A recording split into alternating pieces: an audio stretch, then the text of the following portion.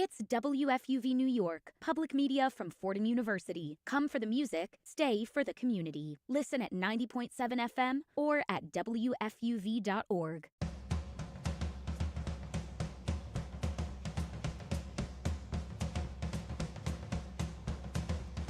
Good morning, good afternoon, good evening, good night, whenever you are watching or listening to this. Welcome to One on One, New York's longest running sports call-in show. Lydia Pirner here, joined alongside by Faris Amin and Austin Aschettino, with Kurt Sippel and Sophia Smith producing Behind the Glass, and we are excited to take you through these next 3 hours. If you would like to call in and talk sports, we are all for it. Call in at 718-817-2750. It's an all-hands-on-deck show today. Just because Kurt and Sophia are behind the glass doesn't mean you won't be hearing from them. Kurt will talk some baseball, maybe basketball, and jump in wherever else he feels because he's on that producer mic. And Sophia will join us for our special hour-long hockey session today because we can and because it's the Cup. But we'll start the morning talking golf and recapping the Masters tournament last weekend and how Frankie Fleetwood came so close to hitting the green this year, but unfortunately could not. We'll then hop into some Yankees baseball and what's been a pretty weird start to the season, but Ryan McMahon, we trust, with that home run last night. Totally expected, totally didn't say why is Aaron Boone putting him into play, but we'll get into that. Then we'll take the subway over to Citi Field where the Mets are breaking records for how bad they are, right, Kurt? 9-game losing skid is the worst in 22 years. That kid behind the board said that the Mets were going to be a better team without Pete Alonso this season. We'll get into that. Mary Hannah Gallagher and Bobby Chaffardini are then going to give us our weekly IndyCar update. After that, we are treated with an interview that Sophia Smith and myself did with AP hockey writer Alan Kreda. Alan has a pretty cool career and unique writing experience and stories about the sport and those that are alongside the sport, like the families of these players. And he even co-authored Ken Morrow's biography along with Ken. A really cool person, a really cool interview. Sophia and I had a great time doing that one, and obviously we appreciate that he was kind enough to take the time for us, so we'll have that. And then Sophia will hop on for our hockey segment. We'll start with, obviously, Will Cooley and teammates and talk about Rangers closeout day and final thoughts on the season, and then over to the LIRR and NJ Transit talking Devils and Islanders. Before finishing with some Stanley Cup playoffs talks, which starts today. Does always suck when your team isn't in it, but I still can't believe it's here, and it's going to be exciting, and I'm excited to watch the playoffs. And then we'll finally finish up with some basketball as the NBA playoffs also start today, and the Knicks play, I believe it's tonight at 8 o'clock, if that's correct, against Atlanta. So Kurt's Nets yapping. I don't know if we'll have time for that, but somehow he's getting into the MSG building tonight. Again, no idea how that's possible, but Kurt will be in attendance at that Knicks game tonight once he's done producing. So, again, if you would like to call into the show to talk about any of this, the number is 718-817-2750. So, I figured we'd start the show kind of talking about a sports theme. Big-ish news, but we're not discussing, was the FIFA World Cup coming to the United States, Mexico, and Canada this summer, but the finals will be in New York and New Jersey. And this week it was announced. Are either of you from New Jersey by any chance? Nope. No? I'm from Long Island. You're from Long Island, so maybe I'm from Westchester. You guys can more or less relate to this, but the New Jersey Transit announced that they are spiking the $13 fare typically to MetLife Stadium to $150 on game days for those trying to get to the games. What do you guys think about that, Austin? Faris, you want to go ahead? Yeah. It's crazy. Thankfully, I don't live in the New Jersey area. I have been to MetLife for Copa America games before, and it's and the 2025 FIFA Club World Cup final. Did you get to that game? The Club World Cup final? Yeah, I've been to that game, and I had to take the train. I had to go to Penn Station and take is it the PATH train? It's not the Long Island Railroad. The New Jersey Transit and the PATH train, I believe, go. Yeah, because I had to take the train to Secaucus. Yeah. And then take it to the Meadowlands Sports Complex. So that's the New Jersey Transit that they're charging the $150 now. Yeah. Anyways, getting to MetLife, whether it's by car, by train, or whatever, it's a really big headache. Like, getting there, it's like a war zone. Like, so many people trying to get in. You'll be bumping into a lot of people.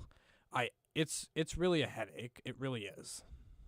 Yeah, honestly, it kind of seems like a little messed up to raise it to 150, but I get it. Like, it is gonna cost them a lot to transport the fans back there and back, but 150 just seems kind of like greedy. But also, like, is it even legal? Like, is the price gouging? Like, I mean, I feel like when it comes to FIFA and anything you do in response to FIFA, it's like the American government's not going to be upset with that price gouge. I mean, it definitely is price gouging, but For sure. yeah, it seems a little scum. I know in because I'm from Massachusetts, I know in Massachusetts they're doing something similar where they raised like the MTA prices from Boston to Foxborough. It's like $80, so it's still like cities across the U.S. are kind of doing it. But I think that begs the question of, I don't know if you guys remember what happened with that Copa America finals in Miami a couple years ago. Like, there was not the crowd rush, the people like breaking into the stadium, and so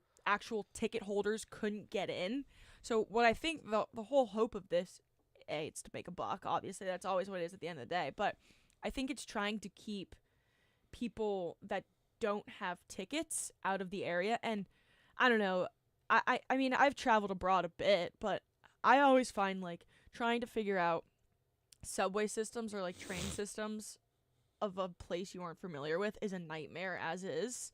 So then adding on to the fact that the New Jersey Transit will be one of the only ways to the game, I think it's just, I don't know if what's gonna happen, but I think that's just kind of like a nightmare waiting to happen. And some people, like, they saved so much money like past year or two just to support their team, and then they get hit with a $150 round trip fee, and it's just kind of like a punch in the face. Yeah, I mean, I'm assuming like the Ubers, because I think you can Uber probably and take like rideshare, but those are probably gonna be more expensive too. Because it's like, okay, if the cheapest way to get there is $150, why would an Uber not be charging $200, $300? Especially like typically like when you're going from the airport or something, like it costs. Like, I think when I took like a taxi from LaGuardia to school, and it was an 18-minute ride, and it was like $70. So as is, like, these ride shares are already so expensive. So there's literally no affordable way to get to this game. And there's no tailgating, I think, is what Kurt said. I don't know if there's any truth to that, but you can blame that on him. But I don't know. I think it's interesting because as is, like, the tickets too for FIFA, for the World Cup, are so expensive. I think the get-in price at like MetLife for the worst game is like $800. I mean, I get it. Like, World Cup tickets in general are expensive, but for like public transportation getting to the game, it's just adding salt to the wound. Like, people want to watch these games. I'm actually going to many of the games at MetLife, including the final and some of the group stage, and it's just I just really hate the fact that it's expensive. Like, I mean, it's already a pain having to get into, go swerve through all these people who are also trying to get in, and finally getting in, it's all worth it. And watching the game, it's fun, but the fact about having to get in and out, it's just what gilded. I think the only times I've taken it like to get to MetLife was like for a Giants game. Usually, like, then you can just follow the crowd, but even then, it's like they post the time 2 minutes before, and then it's like a mad dash to get on the train. I still don't understand why like trains in general do that. Like, no, how do you not know the track? It makes no sense. Like, it's like the train's sitting there, so it's not like it's I don't know. That, like, when that happens, it makes me so upset because it's like, especially those trains, like, if they leave on time, it's like, okay, everyone has like 2 minutes to get down this like tiny escalator and onto the train, and if you don't, like, and you miss it, you're back to the drawing board, and it's just like, it's the biggest pain in the butt. But I don't know, we'll see if that's a successful system or not. And I imagine people are gonna pay no matter what, because at this point they don't really have a choice. But I thought when FIFA announced that, obviously a lot of mixed reactions, because I think people very passionately hate FIFA as a federation, but also very passionately hate the New Jersey Transit as a company, because I mean, none of us are from Jersey, but for the Jersey people that are out there, all I hear is complaining about delays, track work, canceled trains, like all this stuff. And then who even knows what those people's commute into the city is going to look like with the World Cup. But that's still a couple months away. We have some time to figure out that infrastructure. So we'll wrap up this Open, and right after this break, we'll get into some golf and start talking some Masters.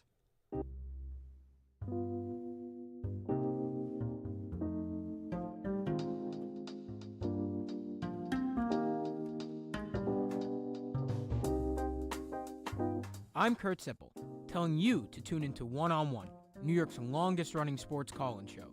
Catch us live every Saturday on our WFUV Sports YouTube Live from 11 a.m. to 2 p.m. and later on 90.7 WFUV from 11 p.m. to 2 a.m.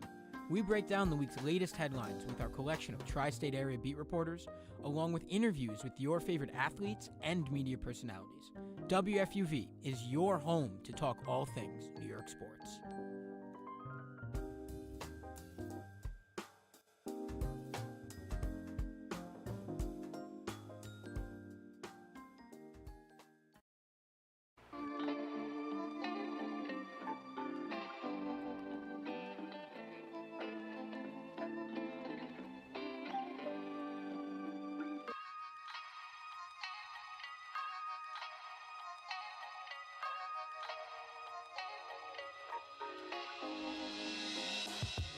Hi everyone, I'm Grace McCarran and I'm one of your 2025-26 New York Islanders beat reporters for WFUV Sports.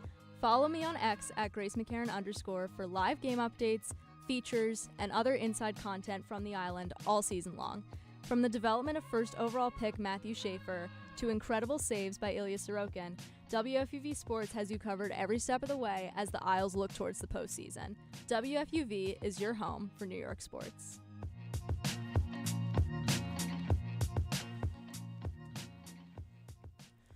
Welcome back from the break. You are listening to One on One, New York's longest-running sports call-in show.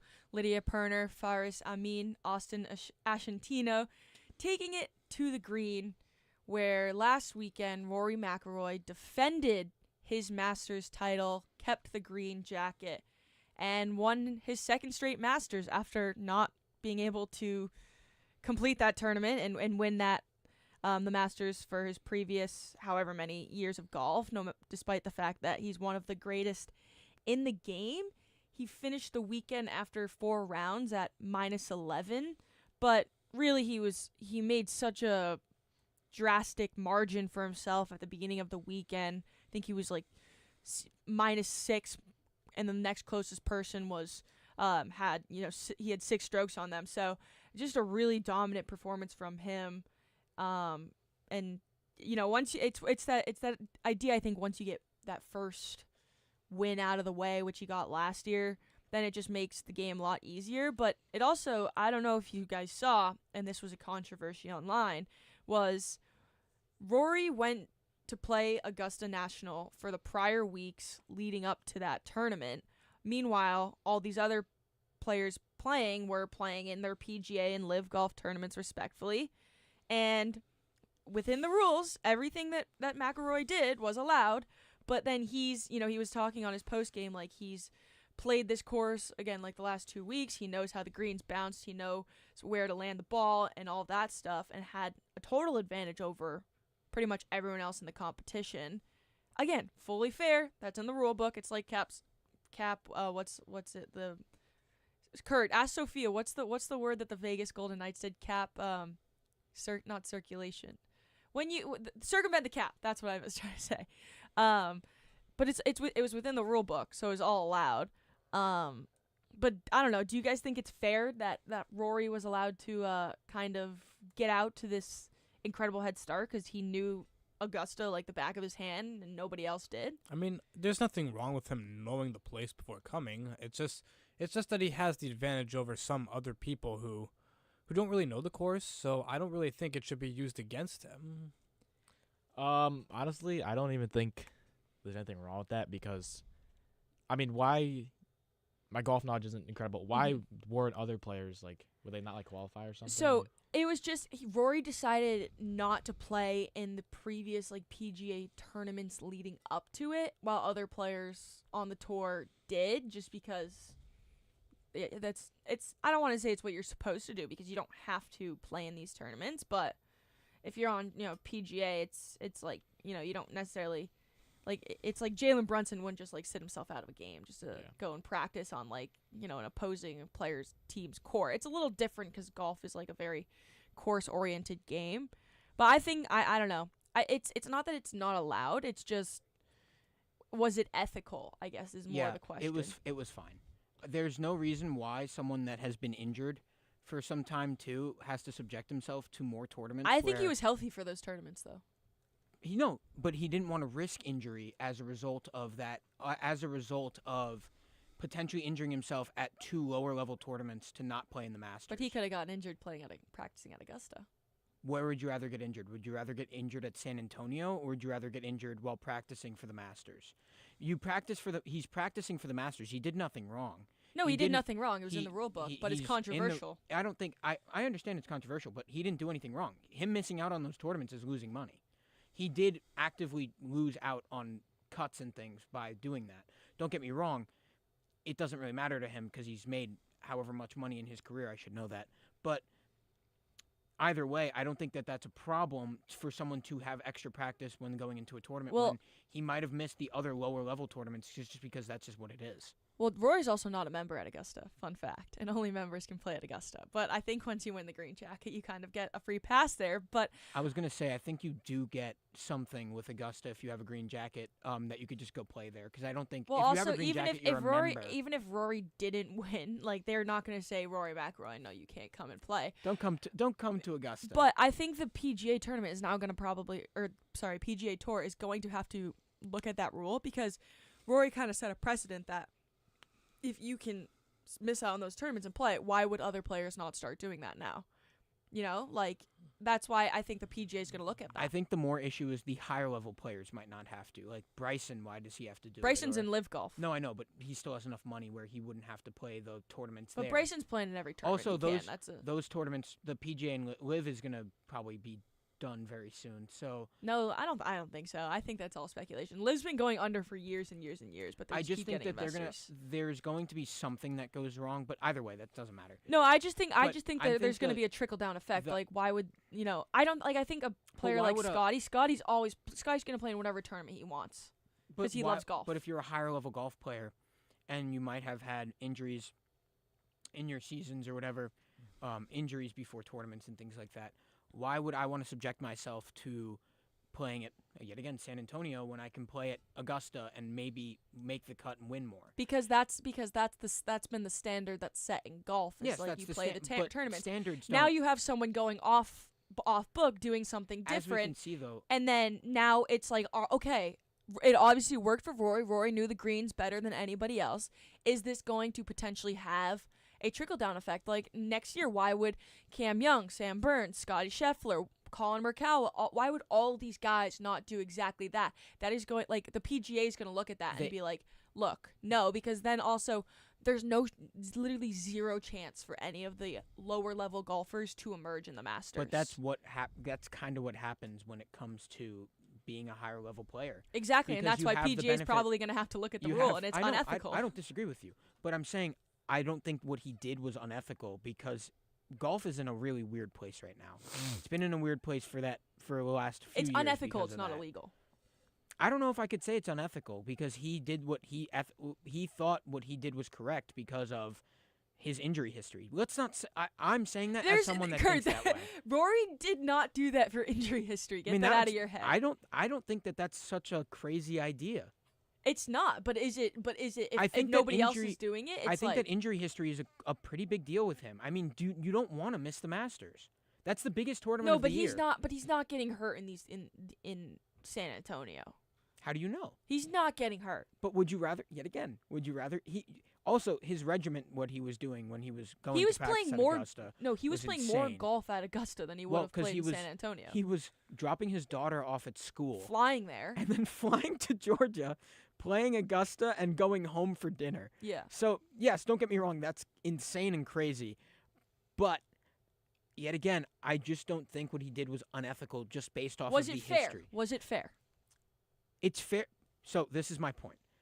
Amateurs at Augusta, I don't think have a chance anymore. I think that's kind of an issue that's going to happen. I don't know because I forget the 18-year-old, he was like even or -1 playing with Rory after day one. But where my point lies with this is that the amateurs have to play tournaments, these low-level tournaments, they have to grind. It's all grind. Once you become a high-level golfer, there is no more grind anymore. Well, there is, don't get me wrong. Well, if an Not amateur that. did But what you know Rory did, they would get But you know what I mean? scrutinized. They can't. The amateur can't. They can't Exactly. afford it. So is that fair? But the amateur can't afford it. That's not so not is because that fair?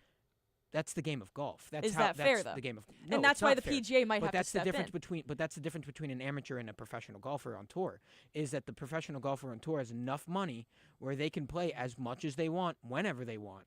They can choose I'm between which also ones they not want. sure. Like if Rory was Tiger able, Woods, if he Rory was able to get on that course, I think if like a lower level golfer says, "Hey, I'm playing the Masters in a couple weeks. I want to get out here."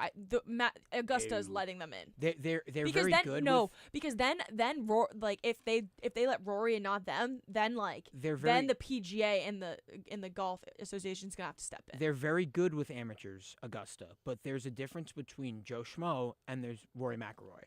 Joe Schmo, these guys are all playing in the Masters. No, it's not Joe Schmo, but you get what I mean. No, It's but you it's can't just a random you golfer. you can't say okay, a But they're lower amateur. But these they're are not amateur random golf. golfers. These are amateur golfers. these are PGA golfers. But they're still amateur golfers. It doesn't- They can't but- afford to but it- do this but- either. So you're saying that it's okay that Rory can play and practice on It Augusta, but a comes lower with- level guy can't? But it comes with being able to being at a higher level. That's just how sports works. Not necessarily. That's how these kinds of sports work. Yes. No, but that's why it's not necessarily fair, and that's why it's getting heavily scrutinized. But neither is any of these tournaments like that because you have to have the money to do this. But it's, You have to I have don't the think money it's, to I don't support think your it's, career. It's You not, have to have the it's not sponsors about to the money. support your career. These guys all have the sponsors. They all have the money. If you can, All if of you the can make amateurs the have cut, sponsors if you and money. can make the cut for the Masters, you have enough money or you have enough stature to be like, But do you hey, know how many- Augusta, I want to practice on the course this week because I'm playing here next year. That is I the don't- game of golf because golf is a small community. And do you know where golfers come from? Golf is not a poor sport to begin with. You cannot be poor and get into the game. You're of not golf. going to be poor and get into the game of golf, but you're also not going to be. If you're an amateur, you're not. You have to play a ton more tournaments than the PGA pros do. Okay, fair. You're paying your Fair, schedule but then, is but then, slogged but then a how is lot it? But then more. still, Kurt, you're not answering. How is No, it I'm- fair It's fair. I'm not saying that it's, but Rory can practice no, and no. these other but guys the, can't? The thing is, Lydia, this is not about the issue is. It's not fair because the amateurs don't have that kind of There opportunity. you go. But for And the on pro- that wait, note, no, hold we on. are going hold to on. head No, to break. No, No, you said can't it. You say, said no. it, Kurt. You said it But right you there. can't It's say- not but you fair. can't say- Clip that. no, Kurt no, Simple that said is it's not- not fair. that is just Lydia's not- always right. We'll head to break. Hold on. We're wrapping up golf talk, and then we're gonna get into Yankees. Kurt, throw this to break.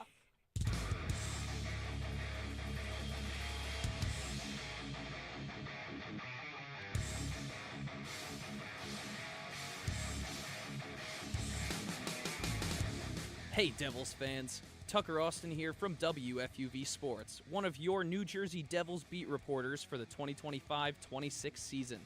From Hughes Brothers Havoc to Heischer hat tricks and Markstrom masterclasses, I'll have you covered live from the Prudential Center for all things Jersey hockey. Follow me on X at @Taustin_24, where I'll have live game updates, analysis, and post-game coverage all season long as the Black and Red look to bring Lord Stanley back to the Rock. WFUV Sports is your home for everything New Jersey Devils.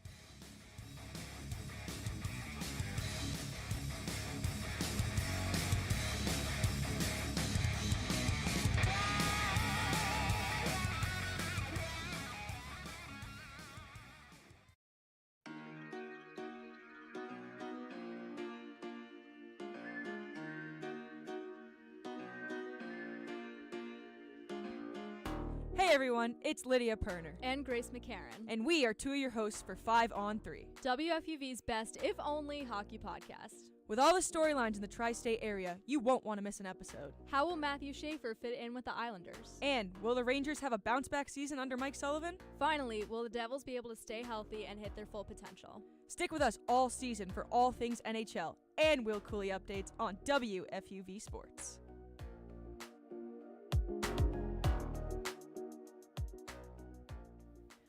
Welcome back from the break. This is One on One, New York's longest running sports call-in show.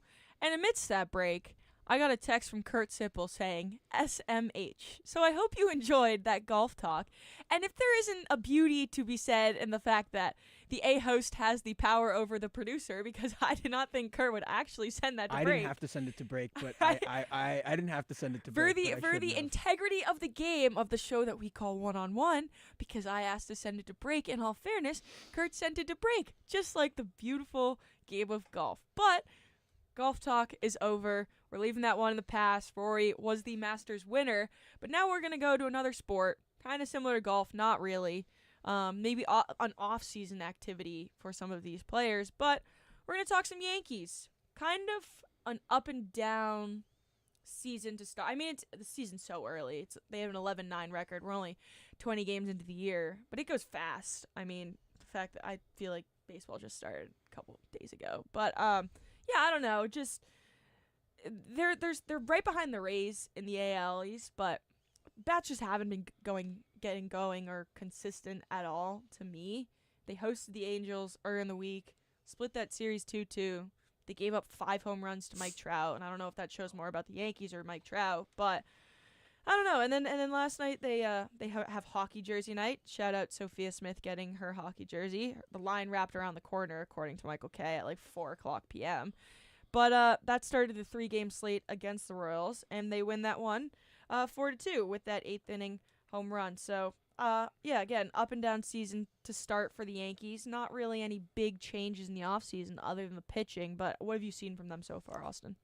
I honestly think they look lucky so far to win like most of these games. Like, there's been maybe a couple games this year where it's like, okay, the Yankees are the better team, and they won the game, and everything went well.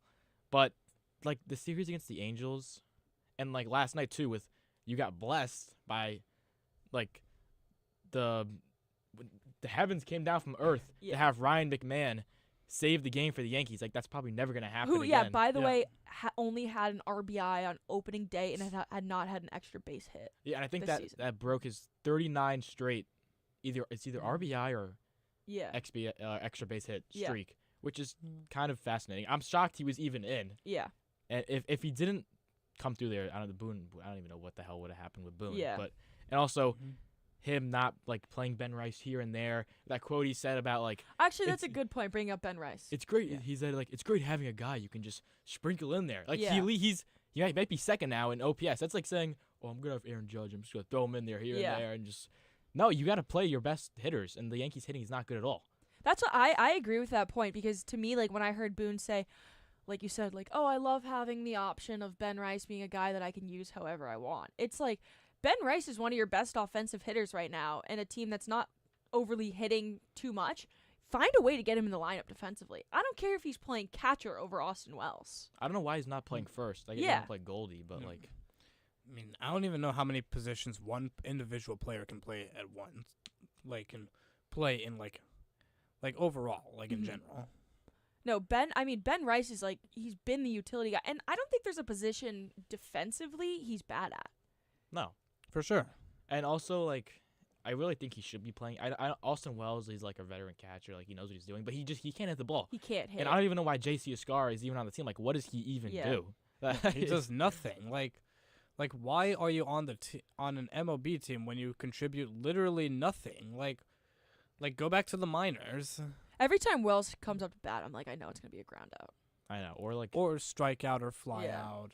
Anything that's just not gonna produce any offensive points. Yeah, I mean, I thought that was crazy when Boone said that about Ben Rice. And what is that?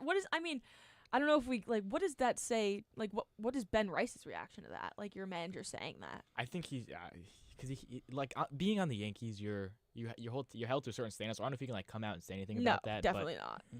I saw like a John Boy clip of he was in the dugout saying like, I don't know the record. He's like, oh, how could I be benched or come off the bench? Because there was one game, it might have been against the Angels actually, where he was benched the whole game and then came in and scored the Yankees' only run of the game, bottom of the ninth. He got and then I think he went back to the like, how are you gonna bench me the whole game? And then I produced only run of the game. So I don't know how. I assume that game was against the Angels, right? Like Yeah, I where they think it lost was 7-1. 7-1. Yeah. I was at that game too, sadly. Well, he had the 2-run home run last night, right? Yeah, he's Yeah, a great fun- hitter. Yeah. Fun fact: some people I know were actually at the 7-1 loss to the Angels. Really? As a matter of Yeah. fact. Yeah, I was actually there. I went to both games. They lost this series. Yeah. It's bad luck. You're bringing bad luck to the Yankees. Yeah. Well, the Angels aren't. Are they? They're not supposed to be any good this year, weren't they? They're like always like average. Like, Yeah. Yeah, they're they're always just like- there. I think Like- going into that series, it's like, okay, hypothetically, the Yankees, that should be a cakewalk for them. Yeah, but right Yeah. now the Angels are 11-10 right now. They are second place behind the division leaders Texas Rangers in the AL West, who are now 11-9 right now this season. Yeah, and also like moving on with the Yankees. Actually, we can talk about Mike Trout now. Yeah.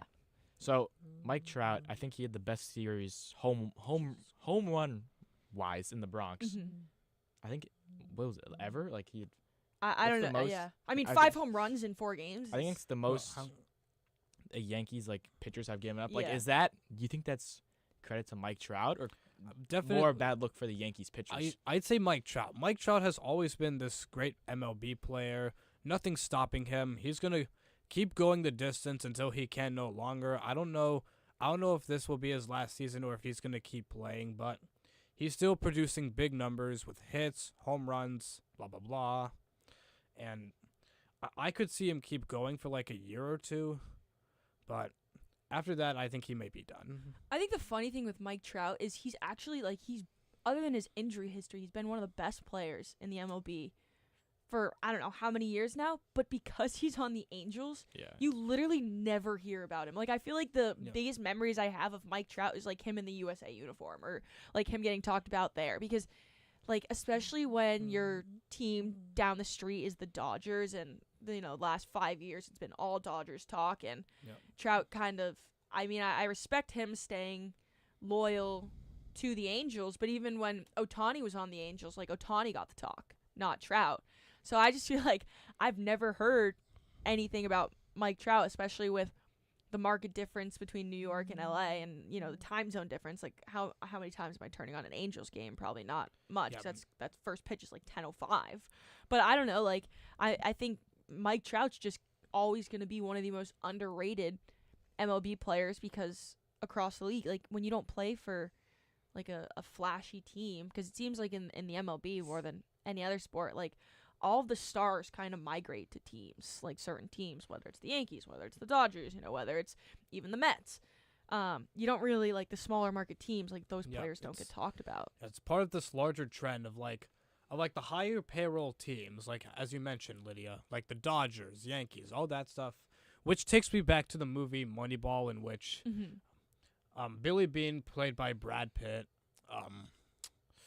the A's were like facing financial struggles, but then they came up with the Moneyball approach to garner players who would have good on-base percentage, like have better chances to hit, and the A's went on a pretty long win streak that year. I think it was 2002, but unfortunately it didn't work out for them since they did lose in the first round of the playoffs that season. So this could be said that like the higher payroll teams will continue to exploit the smaller market teams and continue to take more championships and just dominate all headlines and basically become the new face of the MLB. No matter what people say, people are going to be angry about this, but it just is what it is. They have no say in what happens. I mean, I think closing like moving on from Mike Trout, just in terms of offense, because obviously Trout, trounced the Yankees offensively. The Yankees didn't do anything in the offseason to get better offensively. They kind of just ran back the same group that they did last year, and so you're seeing the struggles. The only difference for the Yankees this year, to me, is the pitching. Once they get healthy, Yeah. the potential of 4 of your 5 starting pitchers to be Garrett Cole, Max Fried, Carlos Rodon, and Cam Schlittler's emerged as not just a Goat. reliable pitcher. Like, he's nasty. His stuff last night looked great. He's gonna be a Cy Young winner. Not this year, but sometime in his career. I could even see in the next couple years he's winning the Cy Young. He is so awesome, and I mean, he's probably one of my favorite Yankees because his dad is the police chief of my hometown, and I always shout that out. But I mean, last night 6 inning pitch, 3 hits, 0 earned runs, 2 walks, 6 strikeouts. his approach is just like he's a big guy, so he kind of looks effortless out there when he pitches and he throws hard. Yeah, I love how he's like, I'm gonna get on the mound, and I'm just gonna throw right in the strike zone, fastball, and you gotta hit it. Like he has some flashy stuff, but it's just the fastball in the middle, like come at me. Like, Yeah. I love that approach he does. It is also like more. It's kind of like he was meant to be a Yankee. Like he just gives off that he was. I love that. Yeah. He was born for this. Well, I think like especially being from Massachusetts, like he's embraced the villain arc of like being a Yankee now, and it's funny like because he definitely grew up a Red Sox fan, but now the Red Sox fans were so nasty to him and his family during the playoffs that now it's like he is all here for the Yankees, but he's like a quiet, silent killer. Hey, and sometimes he like has these like. He's a little frisky, like on the internet, like on like Twitter. He'll make some like stupid post or something, like Boston Sox or something. But like he knows exactly what he's doing. Yeah, but like the Boston Red Sox and New York Yankees rivalry has it's like the big thing. Like they haven't really have like much time in the playoffs to face each other compared to let's say like the early to mid 2000s. Yeah, we've really only seen like first round series or wild card series. Yeah, it's just because nobody really pays much attention to it. I'd say. To what extent would you say the Red Sox-Yankees rivalry is still there? Like, because both sides just fiercely hate each other.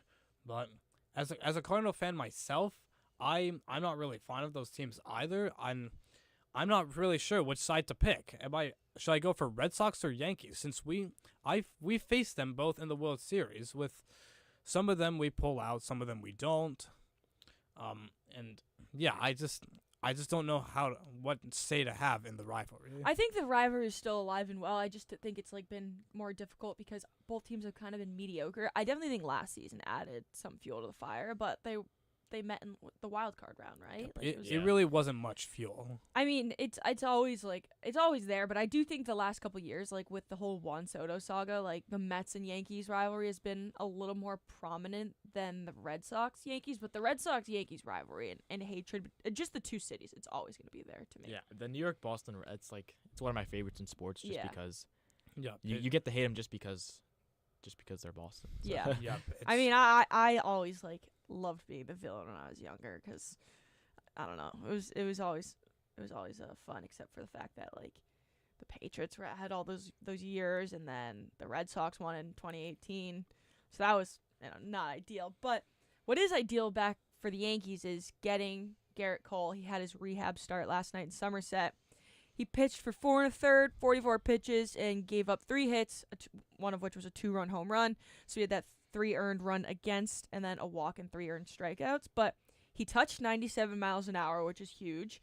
And there was an opposing scout that said basically Cole's start is encouraging and exactly where he needs to be on the track of recovery. He'll rest 5 to 6 days and then get another start, whether that's AAA or AA, to be determined. I think Somerset hits the road, where Scranton, they're home.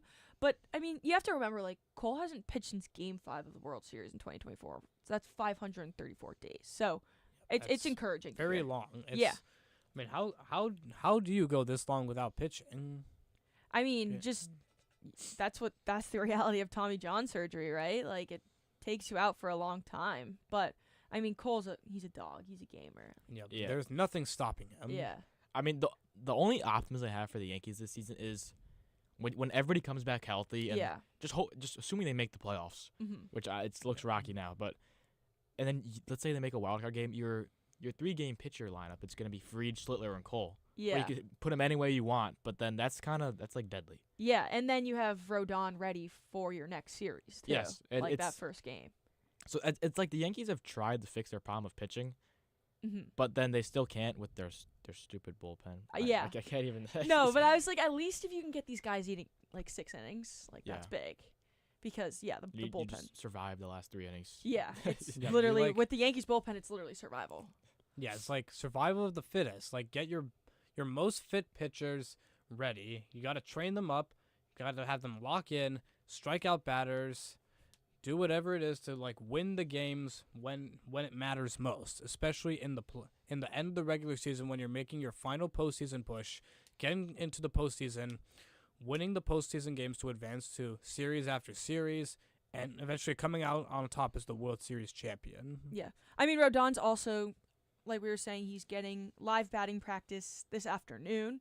And Boone said he'll probably need 3 minors rehab starts, but then he could get back in the mix. I think he had some sort of upper body injury, and then he made his rehab start and he pulled his hamstring or something, and It's that always set him back. The problem with Rodon is he's never healthy, but we'll see what there. And then I think Volpe, not that that matters, but Volpe was also on a rehab assignment in Somerset last night, I believe. Yeah, so it was I both of think it them, was but last night. I don't know where Volpe's gonna slot back. I just into keep the in lineup. AAA for a while. Yeah, I don't think it's the worst. His bat's thing. not there yet. It's not, and it's his fielding wasn't even that great last No. season to be to justify okay, you have this really good defensive player, he can't hit, but yeah, so those guys rounding the corner, but we're gonna take a quick break, and then we'll hop over to Citi Field and talk some Mets, and maybe we'll even let Kurt back on the mic after his atrocious golf takes.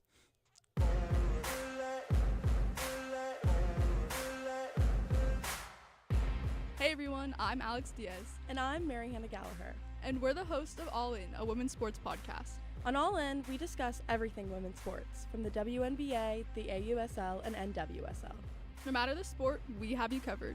You can catch us on Spotify, Apple Podcasts, or anywhere else you get your podcasts. All In is a production of WFUV Sports.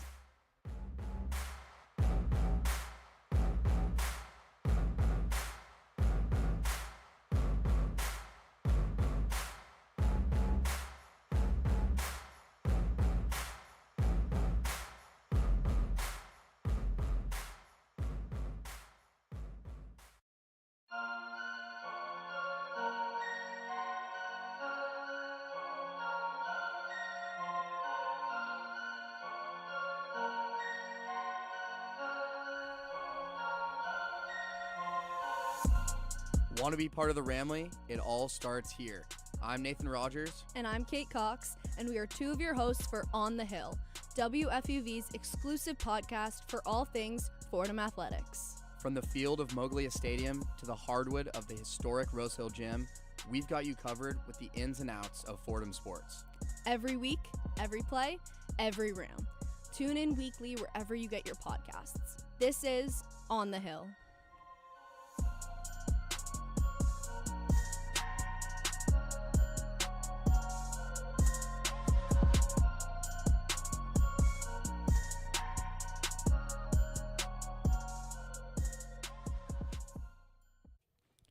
Welcome back from the break. This is One on One, New York's longest-running sports call-in show. And while we don't have anyone calling in, we do have Kurt hopping on to this segment. If you want to throw those headphones on, Cozy Kurt, because the Mets are struggling badly. 9-game losing streak, not even close in some of these games. They got blown out yesterday, 12-4 by the Cubs. The bats aren't batting unless you count ground outs as contact these days. Lindor is no longer the leadoff hitter, and I mean, he's batting 200 with 1 home run and 1 RBI. Like, Kurt, I could literally do that in the MLB. It's like the Mets in the offseason. You said when or I don't know if it was the offseason, but when Pete Alonso was no longer a Met, I was like, ha ha ha, the Mets stink. And you were like, no, the Mets are actually going to be better this year and are better off with Pete Alonso, because he was basically trying to, for context, be like me saying last year on the women's show, saying the Yankees don't need Juan Soto, but the Yankees did need Juan Soto. They made the playoffs. The Mets didn't. And, well, now, Kurt, you don't have Pete Alonso, and your team has a lot of problems. Well, I don't know if that's the Pete Alonso problem. I think right Yeah, now it is. Soto being injured has also taken a pretty big hit to where the Mets offense comes from, because when Soto's in the lineup, yet again, a lot of the other guys right now have not been hitting, but when Soto's in the lineup, this team is a lot different. The confidence is a lot different because Soto started the year off pretty strong, and don't get me wrong, right now what we've seen from Lindor has not been great. Lazy plays at shortstop and things like that. But at the end of the day, things should start evening out eventually. Yeah, And that's what I said about the Rangers too. No, but for the Rangers, they were Yeah, just I said that. for the Rangers, they were actually just bad. No, they were actually just hurt. They were just actually They were actually bad. hurt. They were actually Um, hurt, and then it comes out that the team's actually just bad. The And Rangers are just- that's the trajectory that the Mets are on. The Rangers are just bad, and Will Cooley's also bad. But Yeah. so when you really look at it, when it comes down to it, like the Mets right now, their splits have not been great, and they've allowed 16 runs in their 9-game skid with 16 consecutive. I think it's 16 back-to-back runs, and then it's just been so awful for the Mets fans to watch right now. And it also comes with that I don't know if you can blame the hitting as much as also you can blame that the pitching has really not been there because they don't really have a bullpen. When Richard Lovelady is coming out of the bullpen and blowing your games, like when Richard Lovelady came into games, it felt like they were waving the white flag. So it's very difficult for the Mets to have a great season or have a good season when their starting pitching rotation has been fine. It hasn't been great, it's been fine. But when your bullpen looks like how it does, you have guys that have been pretty awful. Like Kodai Senga had a really bad game yesterday. Let's look at Kodai Senga's stat from yesterday. 1 second. Well, at least if you have like good offense, and sometimes it can make up for a bad bullpen, but you don't even have good offense. The issue is the bats have not been hitting. Guys like Bo Bichette have been striking out more than usual, but that also comes with also being from a new team. Marcus Semien has just been not great this season. I'll say that. But also, I think this is all kind of what you thought you were going to get from Marcus Semien. You hope that his defense was going to be a little better. Right now, only hitting about 211 on the year. Last year, he hit, let's see, right now on Baseball Reference, Marcus Semien last year hit about 230. So 211 right now, he's kind of going to get back to average. He's going to get back to baseball card. You kind of expected that from Marcus Semien, but you expect more from guys. You expect more from the Mets lineup when guys like Francisco Alvarez, Mark Vientos, like you expect more from those guys. Bo Bichette. You should not be being led right now by MJ Melendez. I like this Forbes article that I just pulled up and the first paragraph, and I'm going to read it to you, okay, Kurt? Listening. It says, the New York Mets are perhaps baseball's most disappointing team to open the season after an offseason of star acquisitions has resulted in the National League's worst record going into Friday. What do you think? Yeah, it's definitely disappointing to watch these games right now. I mean, you're out without Jorge Polanco for the last 2 games. You don't have Juan Soto. I'm not trying to make excuses, but their main offense is no. I think Bobby, you I'm are not trying to make excuses. Yeah, I'm with Bobby. Their main offense has really just not been coming back. I mean, don't get me wrong, the players just haven't been good. That's just what it is. Maybe just the players aren't good. I don't think that's true. The players are not good.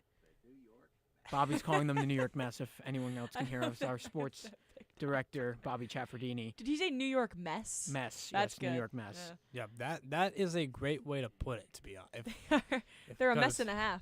Yep, it's this 9-game losing streak. How are the Mets going to be able to turn this whole thing around? Because, well, they're going to get it. It's going to be 10 today. Let's hit double digits. Why not? Yeah, because they're going to be playing the Cubs 2:20 today, and if they get blown out again like they did yesterday, then I just don't know what to say. I think it might be time to blow it up if they lose today. Because the Mets came in with high expectations this season after barely missing the playoffs last season because they were booming, but then they just had a late season collapse, which is absolutely the worst way to go because the whole season you're doing well.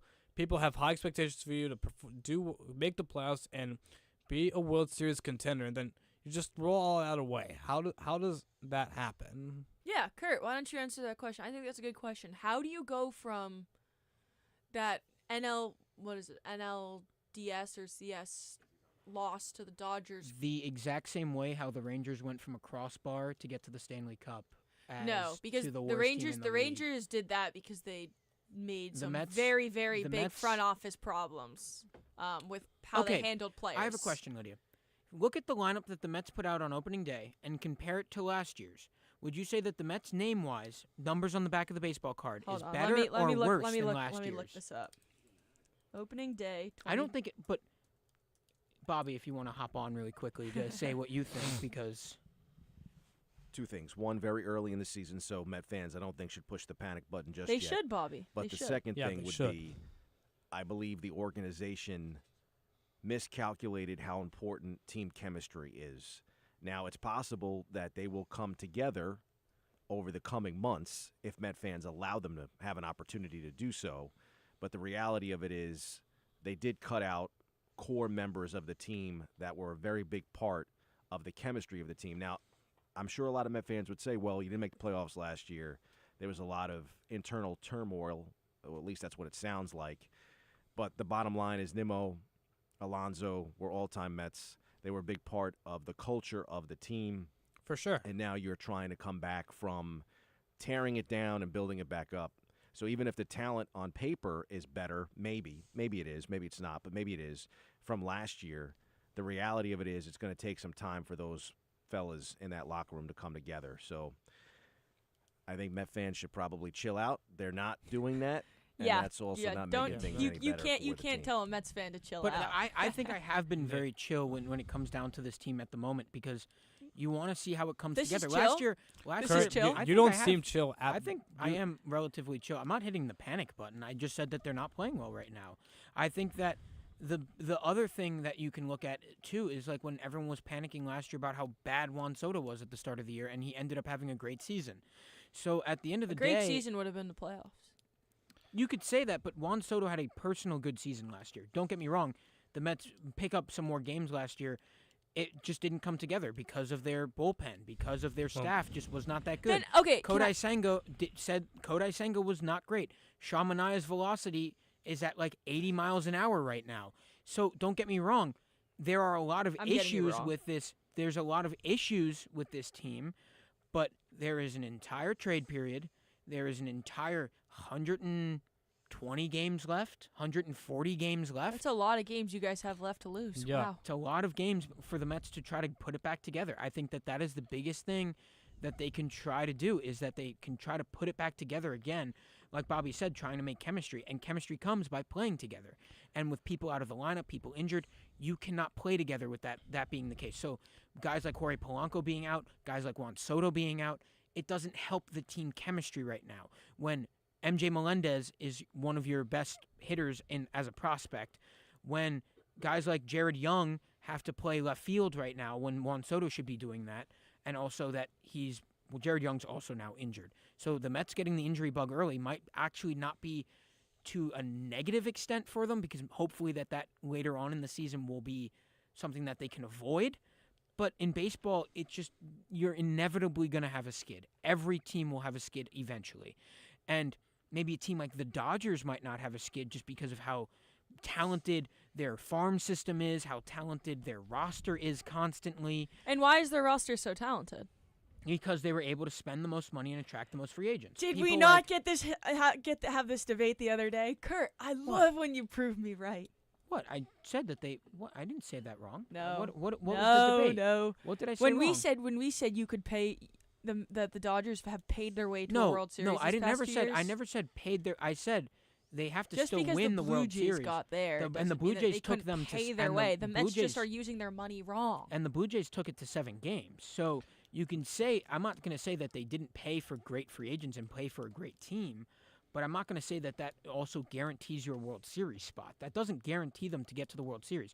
They didn't. Well, pay nothing's the a guarantee, but when you say that saying that you can pay your way to a World Series, I feel like the Dodgers have brought that to light. But when you say I've paid my way, the Mets just stink at it. When you say I've paid my way to the World Series, it's pretty much like they've punched their ticket in May. I mean, I still think they did. I don't think the Dodgers have punched their ticket yet. I think that there's last still year, a lot of last issues. year going into that season, Dodgers are guaranteed to punch their ticket no matter what. It's happening. I think that's kind of a ridiculous no early prediction. Well, last season going to into the year, like I was probably on video saying like nobody's beating the Dodgers, like it's Dodgers World Series. Well, Kurt, you know who's missing from this Mets roster is Grimace. Yeah, you haven't heard anything about Grimace this year, and look how the Mets are doing. You're not wrong. Mets Grimace don't have a scuba cam. I think the Mets do have a scuba cam. Ours is better. I wouldn't lie that the Mets probably do have a scuba cam. They have he almost doesn't every even cam know on if the planet. if you don't know if they have a scuba cam, the Mets then have like been, it's not relevant enough, and so you need to add a scuba cam. The Mets have been away for like 2 weeks. I haven't been able to go to a game since then. The last game I went to, it was like 30 degrees outside, and Richard Lovelady was still on the team. So 2 weeks ago. Okay, well before we quickly wrap, Kurt, I do want to ask. I mean, I know we've kind of like it's probably already been mentioned, but when you said in the off season that this Mets team to you was better off. Mm-hmm. But Yes, they what are. what made you feel like that? Look at the type okay. of thing? We're talking about the offseason. like not like I'm not taking a dig at you. I'm just saying what what makes you feel like that. I'm saying look at the names on the paper. Look at the history of the people that are the names on the paper, and look how much better they have been historically. I mean, look at the lineup. The lineup is better. If nothing came down to it, and the game was played on paper instead of grass, the Mets look better on paper than they did last year. That is true. And I don't think that you can really debate me on that because the players that are on the roster right now, guys like Bo Bichette, guys like Luis Robert, who have had a down year but has actually been much better than he had with the White Sox. There's a lot of upside to this roster. There's a lot more bolstering to this lineup than it was last year. That is true. Yeah, but going back to what Bobby said about team chemistry, how does Bo Bichette fit in? You just replace people who were great Mets players and they knew what they were doing to then sign these guys who it's their first time in New York. Like, it could be the lights are too bright or whatever, but just because you sign the better player doesn't mean he's the better fit. But would you rather sign the better player or the guy that you might think that is the better fit? I mean, I think I would sign the better fit. I think you sign the better. I think you try to sign the better. I think you try to sign the better player because you feel that they have higher upside. I mean, that was the point people made last year with Juan Soto, that he might not have a higher fit. So you wouldn't take Juan Soto if they're given to you? I mean, if Juan Soto said, I want to be a New York Met, and you felt maybe you're not the right fit right now, maybe we should go in another direction, you wouldn't sign Juan Soto? Well, actually, that's a debate for the hockey segment. But that's my point, is like the opening day roster last year. Let's read it out. Luis Torrens at catcher, that didn't change. Pete Alonso at first base, Brett Beatty at second base, Lindor at shortstop, has not changed. Right now, Mark Vientos at third base. I think that's it. I don't know where the outfield went on here. Oh, wait, outfielders. Okay. Brandon Nimmo, Juan Soto, Tyrone Taylor. I mean, that's not better than what the Mets are running out right now. On paper-wise, that's not better what the Mets ran out on opening day. Can't tell me it is. I think the Mets had better personnel last year. Yeah, definitely. I think it comes down to wins. Yes. And last year they also came out. They came out hot, and then they had the worst second half in Mets history. I'm not sure if I can go that deep, but yes, I think it was pretty bad. Yeah, it was bad because it was a slow descent down where they couldn't win back-to-back games. They were not winning series. They were losing games that they should win. And they came out really hot last year. So the difference in the changes that were made, Jorge Polanco was playing first base this season. Marcus Semien was playing second base. Bo Bichette at third. And then you had Juan Soto, Luis Robert, and Tyrone Taylor as your outfielders. I think that's better. I think that's way better. I just think your subtractions are not making up for your additions. But I think they do because their averages are higher.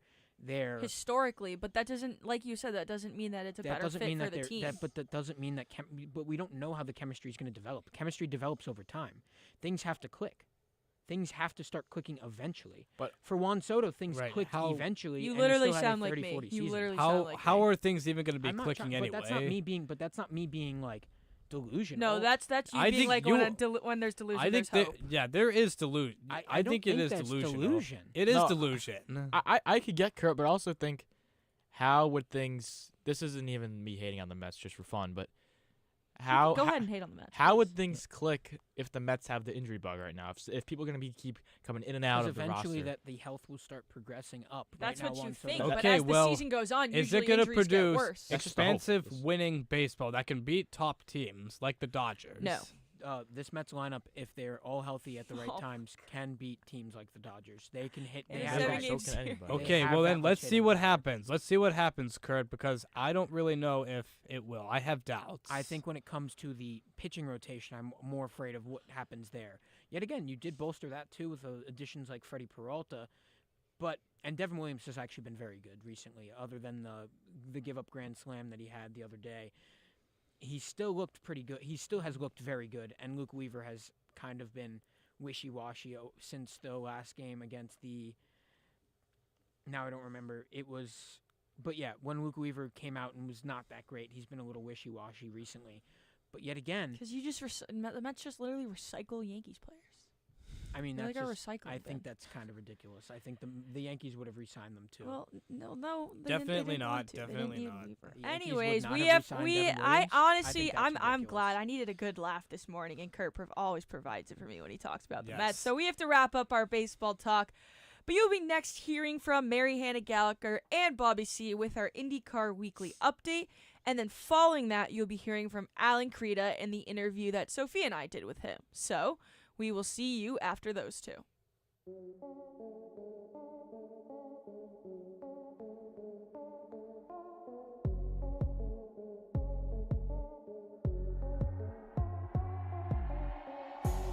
I'm Isabella Terracini. And I'm Barrett Spreitzer. We're two of your hosts for College Gridiron, the exclusive home for all things college football on WFUV Sports. Join us as we break down the biggest matchups of the week, Heisman hopefuls, and college football playoff previews. Listen in on Spotify, Apple Music, or wherever you listen to your podcasts.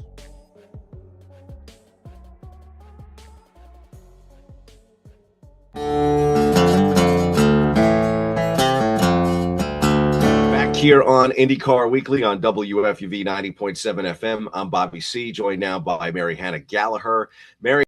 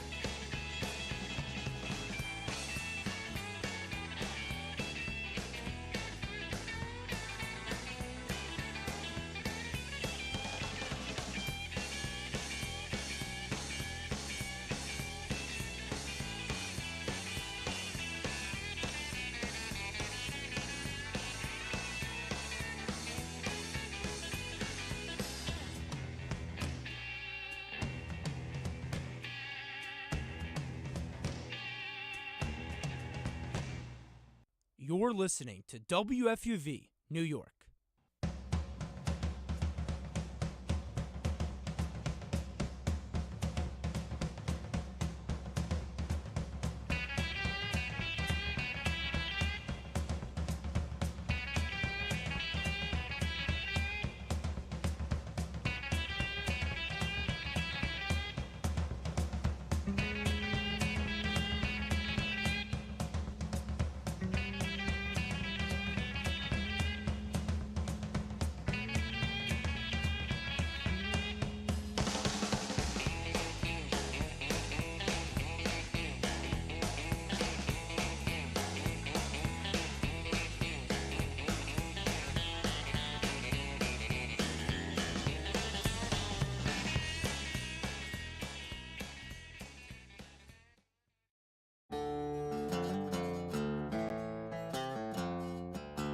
Back here on IndyCar Weekly on WFUV 90.7 FM. I'm Bobby C, joined now by Mary Hannah Gallagher.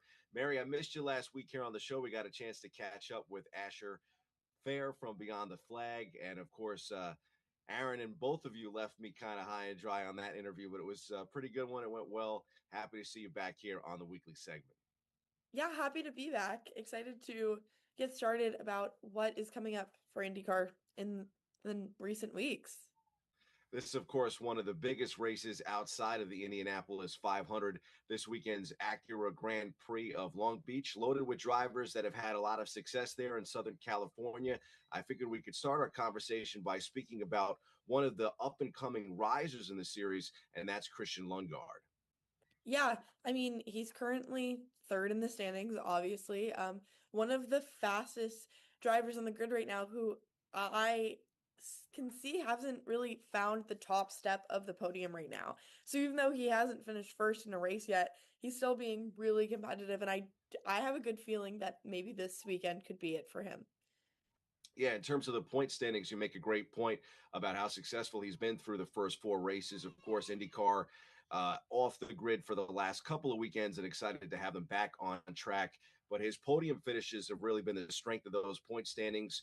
Two of the first four events in 2026, he was on the podium, including a runner-up finish at the Children's of Alabama Indy Grand Prix, powered, of course, by AmFirst on March 29th at Barber Motorsports Park.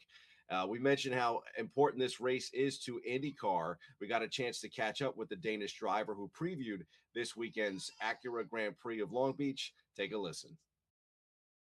I definitely think Long Beach is a little bit of an outlier in comparison to the GP. I think you rather want to be better at the GP, and I think we shot ourselves in the foot there last year for again multiple different reasons. Where we had a great Long Beach, we're obviously thinking we're going into the GP. It's one of my historically best races, and we're just going to walk away with it, and that wasn't the case. And I think that was a mistake from our side from a mental perspective. We're looking at it as it was going to be easy. Certainly wasn't, and it was a big struggle for us that weekend, and then we went into the month of May with that. So I think there's a lot of learnings from us leaving Long Beach last year to going into the GP, because I think we'll focus a little more on just keeping a neutral mindset and expectation going into the GP versus Long Beach. I think it's just like what I enjoy about it is you get out there and you get to be competitive with yourself and push yourself. And with the lack of testing that we have, you need to find ways of staying mentally prepared and mentally strong, and even find ways to improve. And I think, the more time you spend in the gym, kind of dies off in some regard. And I think going out there, I enjoy very much going out on a Monday after a race weekend, walking 18 holes, doing some active recovery and just having fun with it. But just to elaborate on the 18 holes versus 18 rounds, I always see it, if you make a bogey on the first hole, you shouldn't really panic going into the next hole, trying to make up for it. The mindset should always be put yourself in a great positions, and the putts will fall eventually. So I very much see that the same way, and I think that's just the mindset that I have for racing regardless. I don't see myself needing to go and win every race. I need to put myself in a position to fight for the podium, and then at some point those results will produce themselves. Christian Lundgaard cooking this season in the IndyCar Series, and again, one of the marquee events of the IndyCar Series calendar coming up this weekend in Long Beach. Lundgaard finished third on the streets of Long Beach in 2025. So I'll ask you, Mary Hannah Gallagher, where will Christian Lundgaard finish in 2026?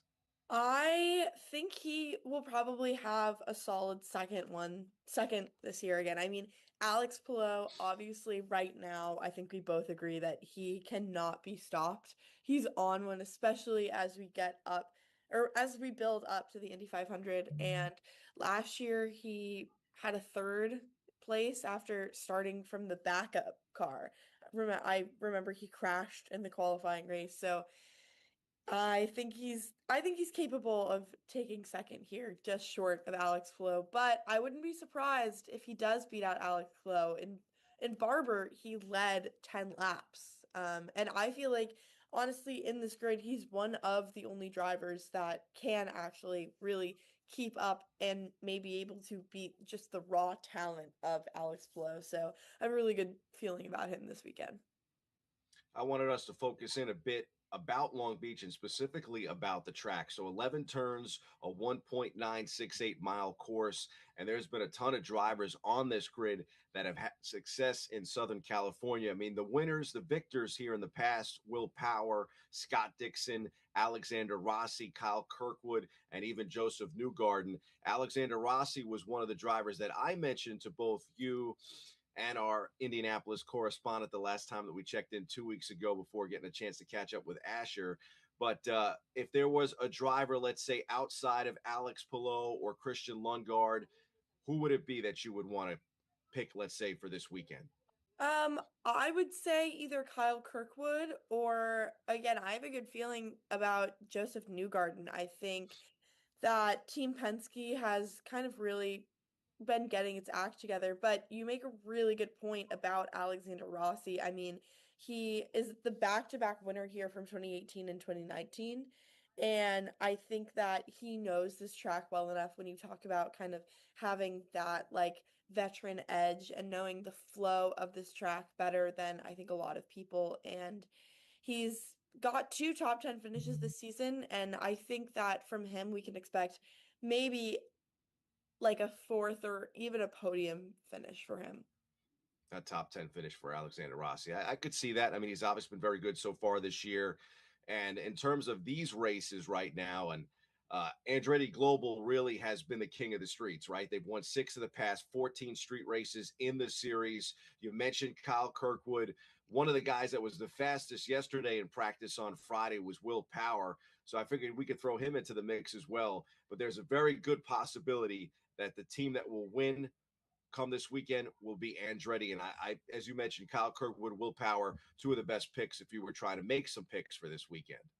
Yeah, and Kyle Kirkwood, defending Long Beach champion from last season. And right now it's him and Alex Palou are having a real points race right now, especially kind of setting that tone for going into the Indy 500. And although Alex Palou, we've talked about it on this show before, him being so like talented when it comes to being able to finish Indy 500 races and being able to compete.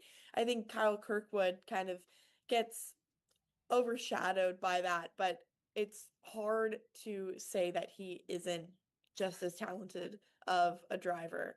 And I'm excited to see how kind of that 2-point gap between Kirkwood and Palou reflects in this weekend's race and seeing the competition between the two. Any thoughts on the track as well? I mean, I mentioned before about what Long Beach means and the marquee event and all the hoopla that goes into the weekend. Any thoughts specifically about the layout? And then, of course, everything that goes on with this incredible event out in California. Yeah, I think the shoreline drive of it all. I mean, it has one of the longest straights on the circuit. And I mean, I feel like just being able to just really coast down that straight is gorgeous, but also I'm a really big fan of just how incredibly narrow that can also be, and like the kind of the art of having to thread the needle around that fountain turn at kind of like a really low speed, coming from that high speed straight to that really low speed and like high stress section where you kind of have to be careful about clipping that curve. But yeah, I think it's a pretty difficult course, especially in comparison to just the free track of the Indy 500, which we have coming up. But I'm excited to see where maybe drivers can kind of bank on more of their strategy as opposed to just their ability to find speed. Feeling a little bit like Justin Timberlake this morning because inside of 2 weeks, it will be May. All jokes aside, obviously the month of May is so important to IndyCar fans, to the folks in Indianapolis and the Indy 500. Wanted to get your thoughts, your early thoughts on just the fact that it's so close to the month of May. I can't believe we've finally gotten here. We've got this race coming up and then the Sanzio Grand Prix in Indianapolis. And then before you know it, the Indy 500 will be here. I know. That happened fast. I feel like we've been talking about the Indy 500 for months, just you and I. And I I can't believe that it's here, but I'm really excited to see how this month pans out. I'm excited to see how these final races finish up and kind of how they will foreshadow what Indy 500 is going to hold for us. And it does look like it's not confirmed yet, but it looks like that 33 field of 33, that 33rd car will be AJ Foyt. Those are the reports coming out this weekend that will be the team that will help out fill out the field of 33. Yeah, I think we all kind of saw that coming. They were kind of what we expected for them to fill out that 33rd spot. I'm excited to see what they do with that car. I know we talked about before the show started how the last time they put in that extra car, they ended at, I think it was 22nd, coming from a 29th start. So excited to see if they can kind of build that up more. But I think having an extra car in this race isn't a bad idea for a company like AJ Foyt Racing. And I think it's going to look good for them going into this race.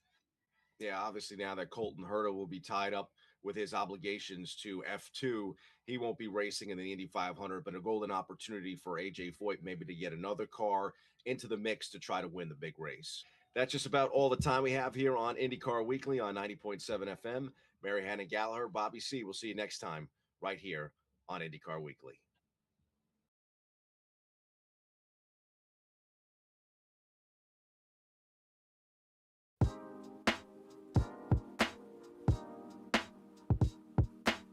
Hey, sports fans, it's Bobby C. I'm the sports director here at WFUV. From live broadcasts of Fordham Athletics to coverage of all the professional sports teams in the NYC, we've got everything a sports fan could ask for. Like talking sports? Check out One-on-One, New York's longest-running sports call-in show, as well as our diverse collection of podcasts. If you're a Fordham student interested in joining our program, feel free to shoot me an email, bobbyc@wfuv.org. And as always, thank you to all of our listeners who support us every week. 90.7 FM is the home of WFUV Sports.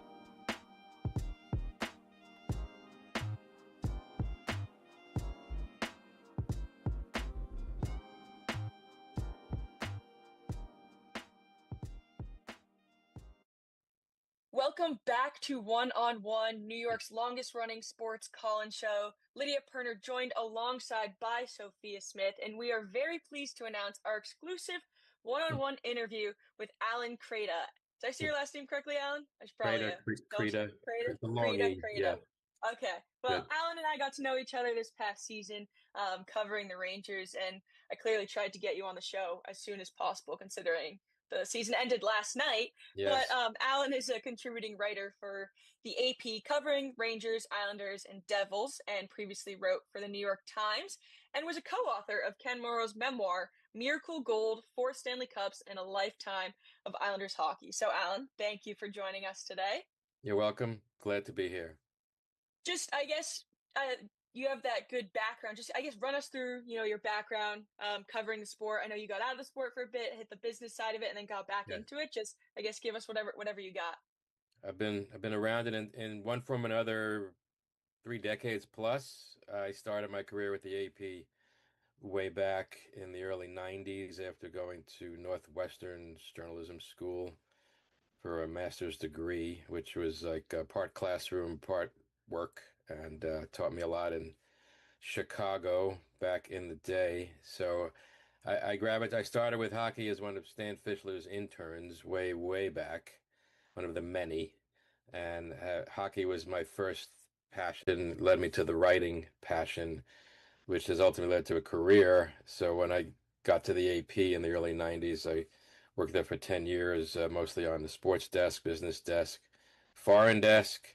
And I went to work for Bloomberg News, which was at the time an early .com sort of news operation, business operation. It was kind of like Google is still now, but a lot of talent was drifting over to the Bloomberg Energy. I worked there for 7 years. I covered the NHL, covered the media beat, I covered random other sports like the U.S. Open tennis, and some baseball. Sports business was the main hook of what we did there for those years, though. And then I left there and went to work with the New York Times. 12 years there, covering basically the Rangers and the Islanders both. It was a great opportunity at that point in my career to tell stories. Stories are what it's all about, the human side of these players and their families. And when you can go a little deeper than the game and get to the human stuff, it's my favorite part of the business. So they gave me the platform and latitude to do a lot of that. I covered the Rangers' run to the final in 2014, almost. Covered their almost run in 2015. It was around that group, the Henrik Lundqvist Rangers, pretty much his entire career, but the ascension from a non-playoff team in the early 2000s to perennial playoff team was fun to be around. The energy of those players, that group from 2006 with Tom Rennie as the coach all the way to 2018 with Alain Vigneault was quite a run. I missed the playoffs just twice in those years. Last few years a little different, and I went the Times merged with the Athletic, so I left that entity and went back to the AP pretty exclusively, and I cover all three teams in sort of a rotation, doing the games, the straight games, occasional features. So I'm back kind of where I started in the new age. The best part of the business, I would say, beyond the storytelling, is just meeting the younger people in the business, seeing their great ideas, how fast everything goes and works. Young brilliance is a great thing, so I'm impressed with the next generation. It's always been my motto and my method in the business to help the latest people that are coming around. And I feel like I've always felt when I was young, it was hard. You could feel it. A lot of watching, a lot of listening, not a lot of interacting maybe, but a different world now with social media. Everyone's in the same pool together. And I feel like that when there's passion, when there's talent, there's always room. So I'm really a big supporter of trying to help people younger than me get started, move along the way, and still enjoy being part of it. As long as I don't look at the birth years of the draft picks, I have to draw the line at 2006, 7. It's getting ridiculous, but I They're still younger than us now, yeah. right. Yeah. This is scary, right? So I mean, when I first broke in, guys like Messier and Gretzky were a few years older, and that was cool. And the rookies were my age, and that was neat. And now the coaches barely, the GMs, like everyone. So it's just a numbers game. But the game's still the great game, and it's still fun to be around it. So yeah, it's suddenly 30 something years goes by very quick. Sports seasons are fast, and the age sort of it's like a riddle really, but it's like not reality what age is in sports versus real life. But 35 in real life is very different than 35 in the NHL. So, but the key to it is enjoying the moment, and I'm still doing that after all these years. You mentioned, getting to know the younger generation. So what advice would you give to a younger you or to those looking to follow in your footsteps about a career in sports writing and reporting? It's a great question. I mean, I think, and I started doing it early in my career too, is sort of talk to everybody, meet everybody. You never know who could become a contact to help, a connection to a connection. Be kind, be nice. That's a not always easy to execute, but it should be number one or two on every list because it people remember that, and just meeting everyone you can, trying to make an impact, however you can. It doesn't have to be bold. It doesn't have to be. It could be quietly, as I did it. Just doing good work, staying focused, dedicated. When you're seen all the time, you become part of the fabric of the game night, of the scene. Persistence and dedication is something I was good at early, and I would tell my younger self to keep at that. Maybe enjoy the moment more. I felt like I was always in a rush for the next big thing. I think we're all like that. I sense it, and it's sports kind of gets you there because of the games, the playoffs, like the energy. What's next? What's next? What's next? But I would tell my younger self to enjoy the moment as much as I could, and still focus on the future. But yeah, working hard, dedication, perseverance, and being kind are the three big ones. I think one of the biggest things that I learned this year covering the team and being close to the team was the human side of the game. Like you kind of mentioned, like Sophia and I actually butt heads because we're two Rangers fans about JT Miller, and I know people have some like things online that they say about his post game answers, but when you're in the room type of thing and you're kind of feeling that energy and just seeing the human side of these players, I guess what like what points or at point did you realize like these are people and you need to cultivate kind of a good relationship with them rather than some even getting the story out there or just saying what you want to Or, say? I mean, you certainly get that feeling when you talk to them away from the game day on a practice rink morning, conversations about their lives, the charity work they do, their pets, like where they're from, their family, like these conversations. They remember that you asked. They remember that you were interested in their hometown, their home state. You know, if their parents have visited New York for the first time, I've had those conversations where, you know, you can tell it's an overwhelming thing. I'll give them some advice on when to go on, you know, different tours of things. There was one player it was Christmas time, like, how do we do the tree in Rockefeller Center? And I explained how you can go underneath Rockefeller Center and walk through under the crowds and kind of come out right by, you know, helpful hints. These guys remember that, and they're from everywhere. And very few players are from the city they play in. So especially small town Canada, somewhere out west, United States, foreign countries. Like everyone's got a story to tell, and everyone is sort of cut from the same cloth because of the work ethic of hockey and the way you get to the NHL is not by yourself. It's with a huge support staff of people in your family and friends. Everyone's wants to talk about the journey too. And so from rookie on, meeting players when they're drafted has always been was at least the magic potion when you could meet them right away. Now it's a little different the way they're choreographing the draft, but those days stay with you.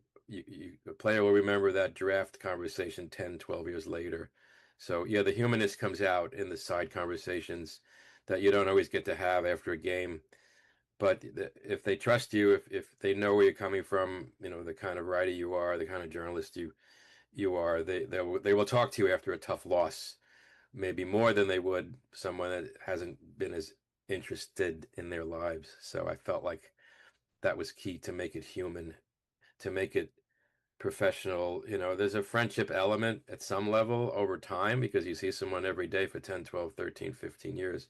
Sure. And also I stay in touch with players after they retire.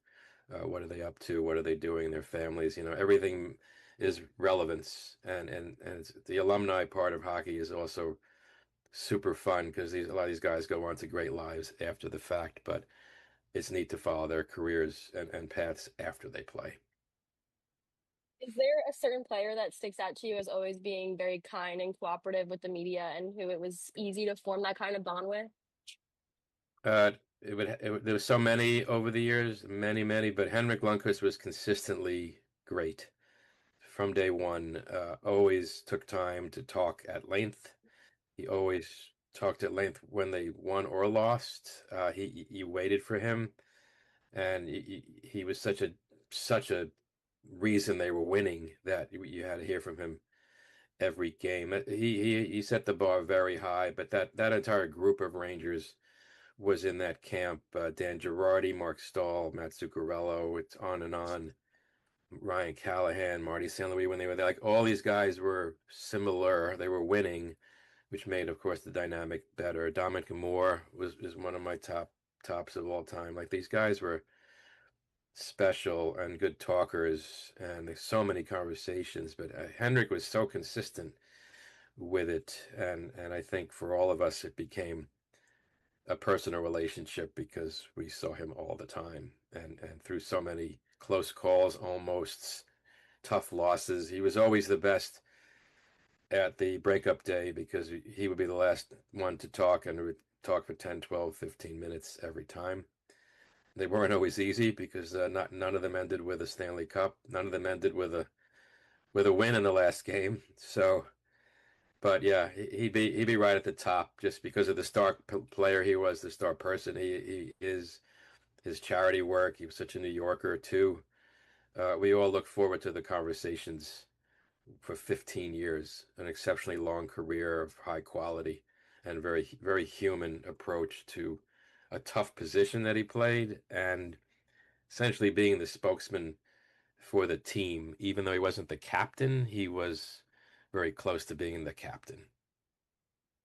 I liked how you kind of are talking, like, we're obviously talking about these players coming from, like, the journey and how hardworking these players are. And a conversation I often have with people who are maybe just sports fans as a whole rather than specifically a hockey fan is that hockey players are kind of the realest people because they're the closest to, like, you and me type of thing. They're not, making these outrageous salaries like some other players. But I guess to you, maybe it's just they're like a lot of them are Canadian farm boys, but what makes hockey players unique in terms of being able to build these relationships and just watch what they do?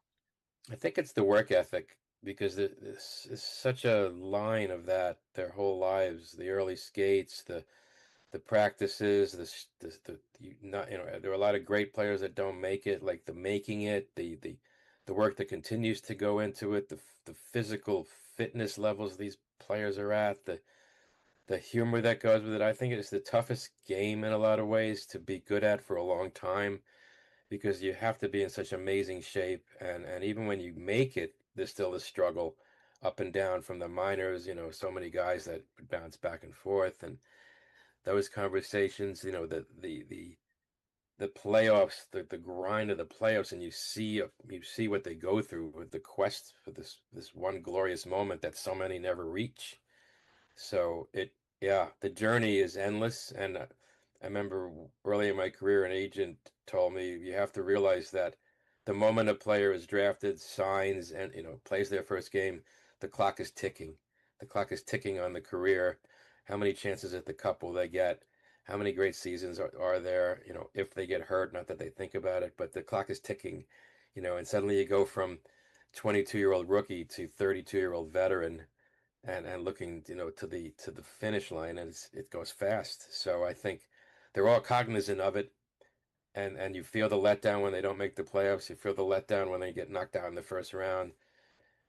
You feel the letdown when they lose in the conference final, and they know they have to start all over again and do this journey to try to get right back to that point and hope for better results. And I think they all know it.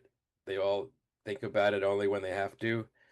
The joy of the game is prevalent. Their parents are there, their families there, grandparents, uncles, aunts, like the siblings. Everyone's part of it with them. They were all at all the games when they were 10. They were all at the draft party. They were all at their first game, the first puck goal, and then suddenly a career. Years later, you look back. So I think it it's a journey that doesn't end until it sort of does. And then if you're along for the ride as the writer, you sense the emotion right along with them. And there've been a lot of emotional final interviews that you sort of know this is the one, and they never get easy to be part of because we're all human and you feel it with them. And I think that's what makes hockey special, among many reasons. Shifting gears towards your writing process, what does this process look like coming up with questions and trying to gain a deeper understanding of the full story? And has that process changed throughout the years? It's different. It's different, I think, just because of the nature, especially post game. It's much more, I don't know, limited. You don't have as much time. One on one is tougher. Everyone crowds around one player, then one player. We kind of play hopscotch with the interviews. It's not like older generations. You'd walk into a post game room and there'd be 10 players, maybe the whole team some nights waiting, and you could pick and choose. Whereas here it's one, then one, then one. See, if you have a question, you have to either get it in first or last. I try, if I have a question I'm thinking about, to be first and have that quote when I need it, or be last when I'm the last one there and no one else will get the quote. So there's that tricky choreography. The teams have much more control over the sort of timing of the interviews. It's not the same. So if you're working on a feature, you have to go to practice. You have to talk to these guys away from the game day. And I try to think of questions that lead to answers that lead to more questions. So I learned also early on interviewing is a super skill, and you have to think about, if you only have time for one or two questions, what are they going to be? to get the answer you're hoping to get or lead it toward an answer you're thinking about, but not necessarily. Sometimes it takes it in a different direction and you wind up with a whole other narrative that you didn't quite expect. So a thoughtful question that makes them think about something they hadn't really thought about, whether it's, style of play or a way. Like I remember asking Alan Vigneault about why he liked mixing two lefties on defense sometimes, the angles. They didn't even think about answering that until he thought about it. Coaches are amazing because they have so much going on in their head every day. And if you can get the right question to them, you may be really surprised with the answer. So the strategy, what goes into their job, again, also tougher to do in a group.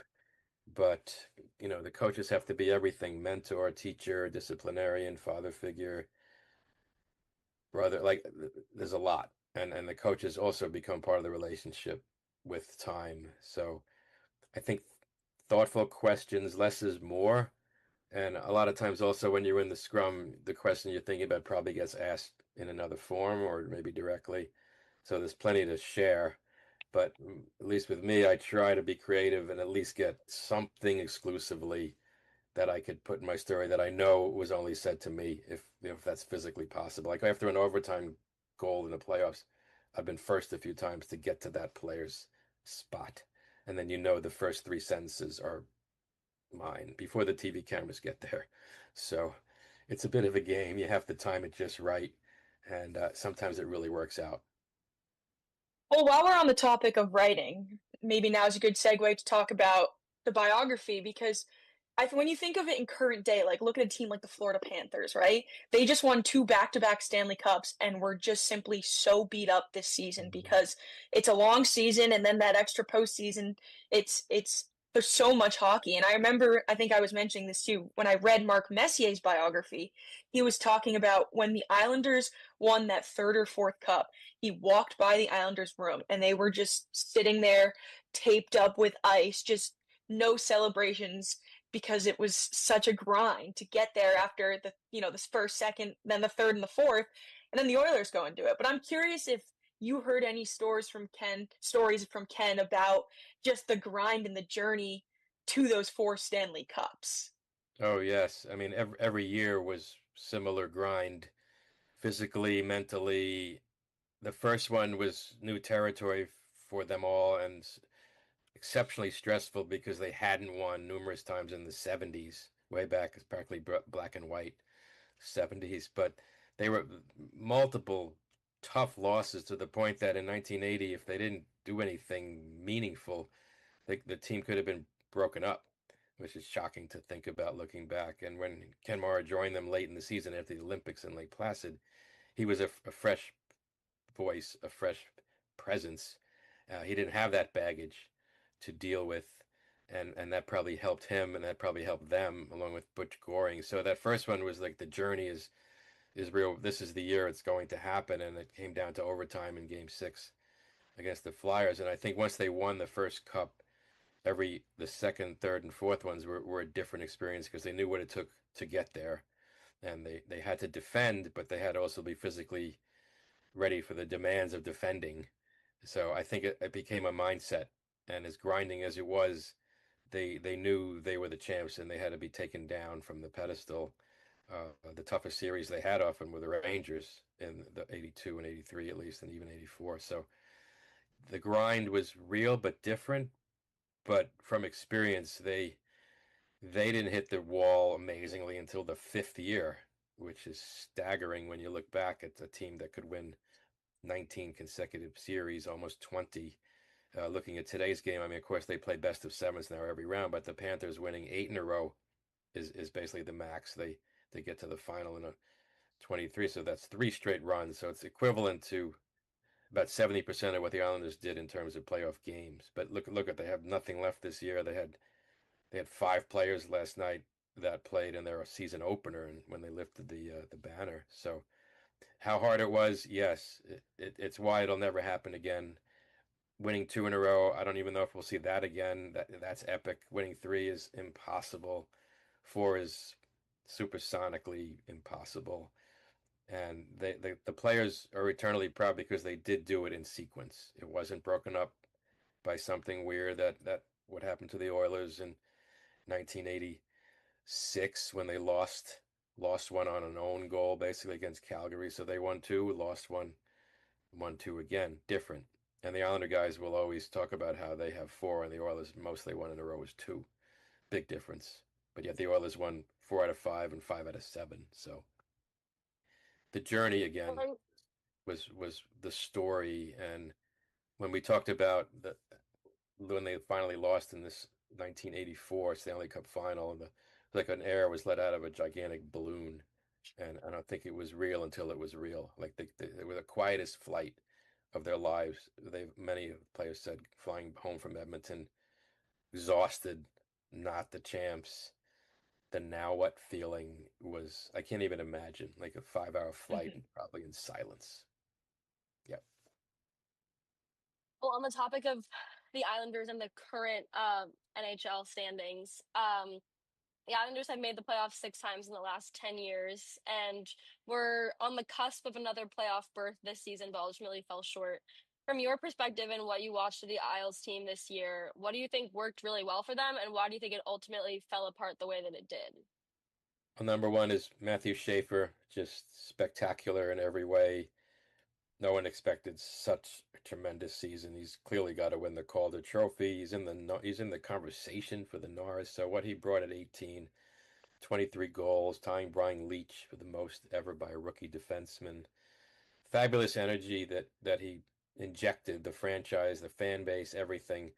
It probably accelerated their sort of vision of this season, thinking, well, they weren't playoff picked before all this after missing last year. So, and that led to a few trades. So I think there was like a plus and then a little bit of a minus where they might have over hoped. And then just down the stretch, something went off the rails these last 13, 14, 15 games. Multiple things, weren't scoring enough, relying so much on the goalie Sorokin, and they just losing some tough games late. So I think the positives though were big. I mean, he will bring it next year. They will probably add another couple of young players, but they need some more youth on defense with him. And the scoring wasn't there as much as it had to be. I think that was also the crux of their issues. The power play struggled down the stretch. I think the schedule was difficult post-Olympics, so condensed.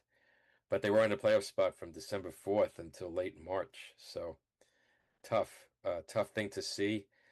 I felt like they still might pull it out, but and then of course the coaching change, odd, but had a reason for it. Didn't ultimately help. So I think Matthew Schaefer, giant A plus. The rest of the team, sort of a B-ish, and they just need more from everyone. I think Bo Horvat, the tremendous year he had, 30 goals, but I think he looked a bit tired after the Olympics, to be expected. It's such a grind. It's an emotional journey of its own. And they just didn't have enough in the tank when they needed it most. And as we see in the NHL, 93, 95 points even for Washington, not enough for the playoffs. So just because, they won 43 games, significant, but not enough. So I think there was too much not enough. The work ethic was there. The effort was certainly there. I think they played hard for Patrick Waugh. The will just wasn't enough in the ultimate win column, but they have so much to build around now. They've had good drafts. We saw Victor Eklund in the last game. He looks like the real deal right away. Cole Eiserman's not that far behind. The young Keishon Atchison is coming soon. So they young defensemen. They have pieces that are coming, and the future is brighter for the Islanders at this moment than it is for the Rangers, who struggled and finished last in the Eastern Conference, or the Devils, who have some work to do also. But they of course have Jack Hughes, who's another superstar and has elevated his game and his persona with the Olympic gold medal winning goal. So. But yeah, 3 teams not in the playoffs has never happened in the history of the Rangers, Islanders, Devils trio existing here. So it's mathematically bizarre. And that's a 43-year run ended. One way or another, one of the 3 was in, except for 2005 when there was no season, but every other year somebody was playing hockey for a first round. We're gonna have to. The Buffalo Sabres are gonna have to make up for the lack of New York City Yes. representation, because I guess they're the only State New is York in. team in it. Yeah, but we'll leave you with one final question. Yeah. One of the great things about hockey and New York sports in general is tradition, right? Things like we talked about the Greshner Mr. Ranger Award, the Stephen McDonald Extra Effort Award. I know you've wrote a couple good stories there and got to meet and spend time with the families and writing some of those, but what's your favorite story or award every year to kind of cover, whether it's Rangers, Islanders, or Devils? There are many again. I think just for sheer longevity, the Steve McDonald Award, because of its dedication, perseverance, hard work. That's not an award you can win by just merely showing up. There has to be more, and it's a fan vote. It's the real deal. The players love the moment. For years, it was Stephen McDonald himself, of course, presenting it. He always had a short speech of inspiration to the crowd. A lot of the players talked about how that pushed them through into the playoffs with extra energy, extra enthusiasm. And in 1988, this went back to, so starting with Jan Eriksson and this right up until the present day, Mika Zibanejad again. So it's meaningful because of its longevity, its meaning. Henrik winning it multiple times, Ryan Callahan, Matt Zuccarello. These are iconic Rangers that are remembered for another reason, for what they did away from the game, the charity work they did. Chris Kreider, a winner.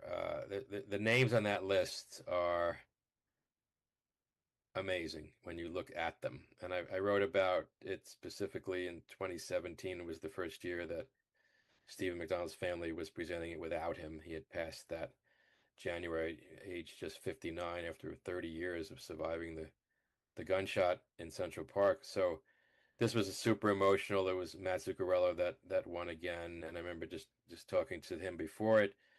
If he were to win it, talking to him after the game when he did win it, talking to the family, Patty Ann and Connor McDonald, about just the meaning of the human meaning of this award. And yeah, I think every fan looks forward to that night every season. I think we all do, and just knowing the proximity of these players' feelings to the award is what makes it so extra special. Yeah, I thought this year was great to see Mika win it, especially after the bounce back season. And last year, one of my favorite stories is I brought 3 of my friends who are not Rangers fans to the game, and I was like, because Will Cooley's my favorite player, it's like, he's gonna win the award, and they were like, yeah, and then he did, and they were all like, really? Like, you weren't lying. But it's Nice. just in thinking back to a potential even next year candidate who could win it, a guy like Alexis Lafreniere. The Rangers got him, I think, when Jeff Gorton brought the Stephen McDonald little Rabbits, memorabilia to that draft, and it gave the Rangers good luck. So yeah, that's Stephen.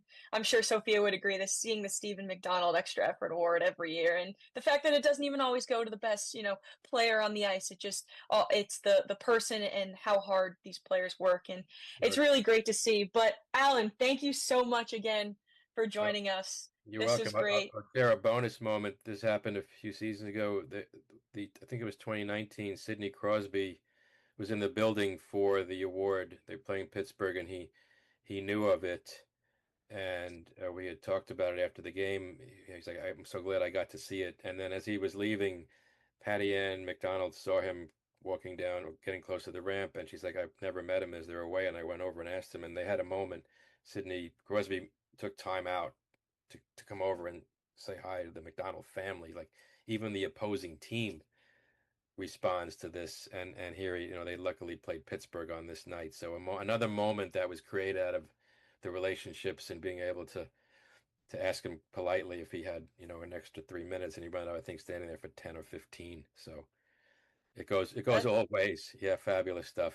It's the best part of the game, and that's why we cover it, right? So once again, Alan Kreda, I got that right this time, right? AP Radio, joined alongside myself, Lydia Pirner, and Sophia Smith. We will be right back on One after this quick break.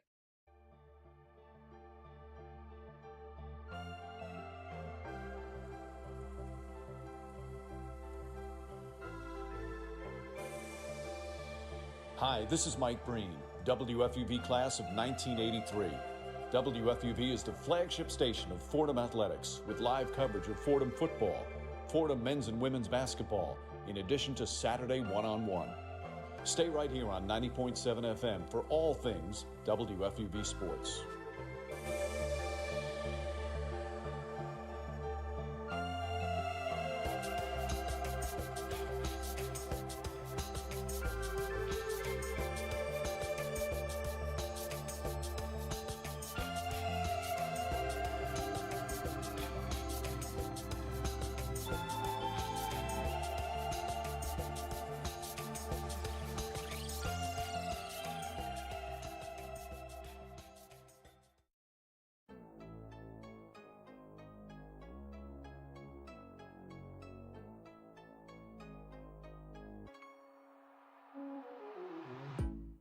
Hey, this is Chris Carino, Fordham and WFUV class of 1992. WFUV is your home for all things Fordham athletics, with live coverage of Fordham football, Fordham men's and women's basketball, in addition to our Saturday show, One-on-One. Stay right here on 90.7 FM for all things WFUV sports.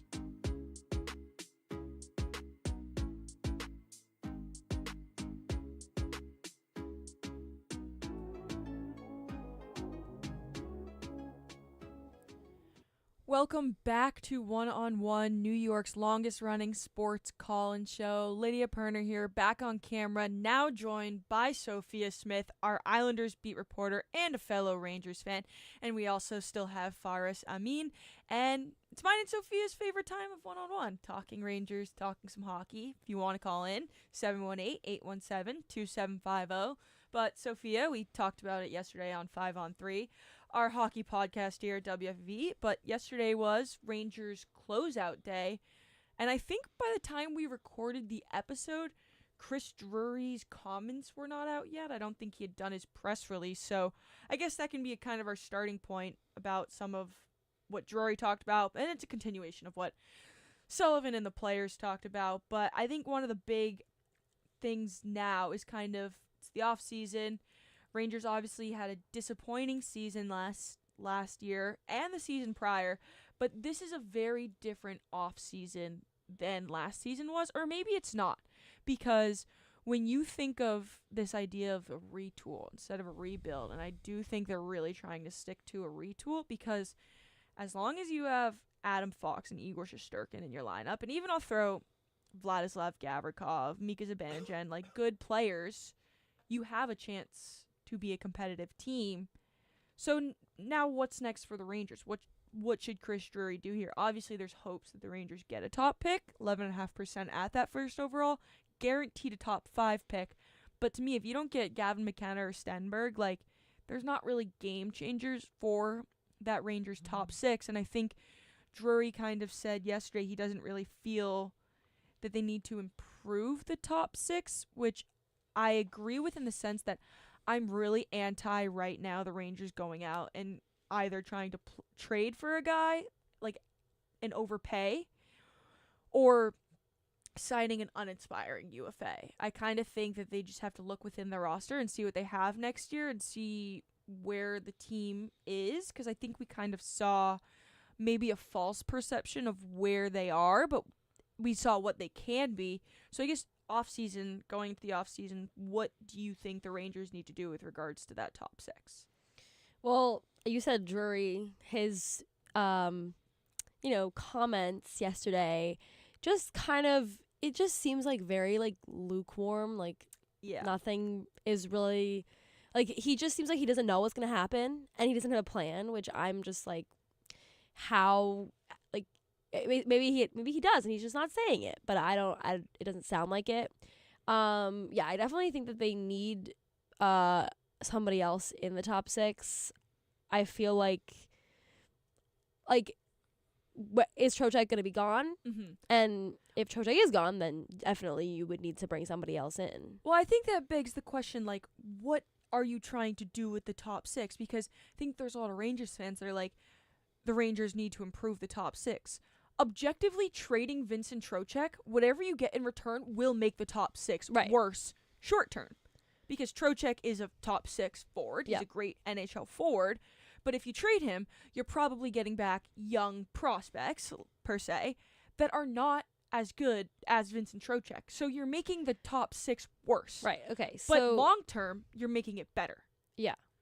So then it's really the question of, is Drury going to stick with this idea of the retool and mean that, I feel like that would mean that you keep Trocheck. Exactly. I'm going back and forth on Vincent Trocheck. Like I want him to tomorrow. stay. I want him to stay just for the culture of the team. Yeah. And just because, he didn't have like a bad season this year. I don't think that he's he belongs in New York. I mean, think. obviously, like we saw that injury that he had, or I don't know if injury is the word, a health issue that he had, but I thought he still was one of the Rangers' best forwards, and I mean the guys in that room love him, and we've seen the past couple years what a fractured locker room looks like. Although I think it's the team's in a different mindset, that they're like, okay, like Trocheck could get traded and it's a hockey move. I think like the big stain on the team that was the Barclay Goodrow situation in the way it was handled.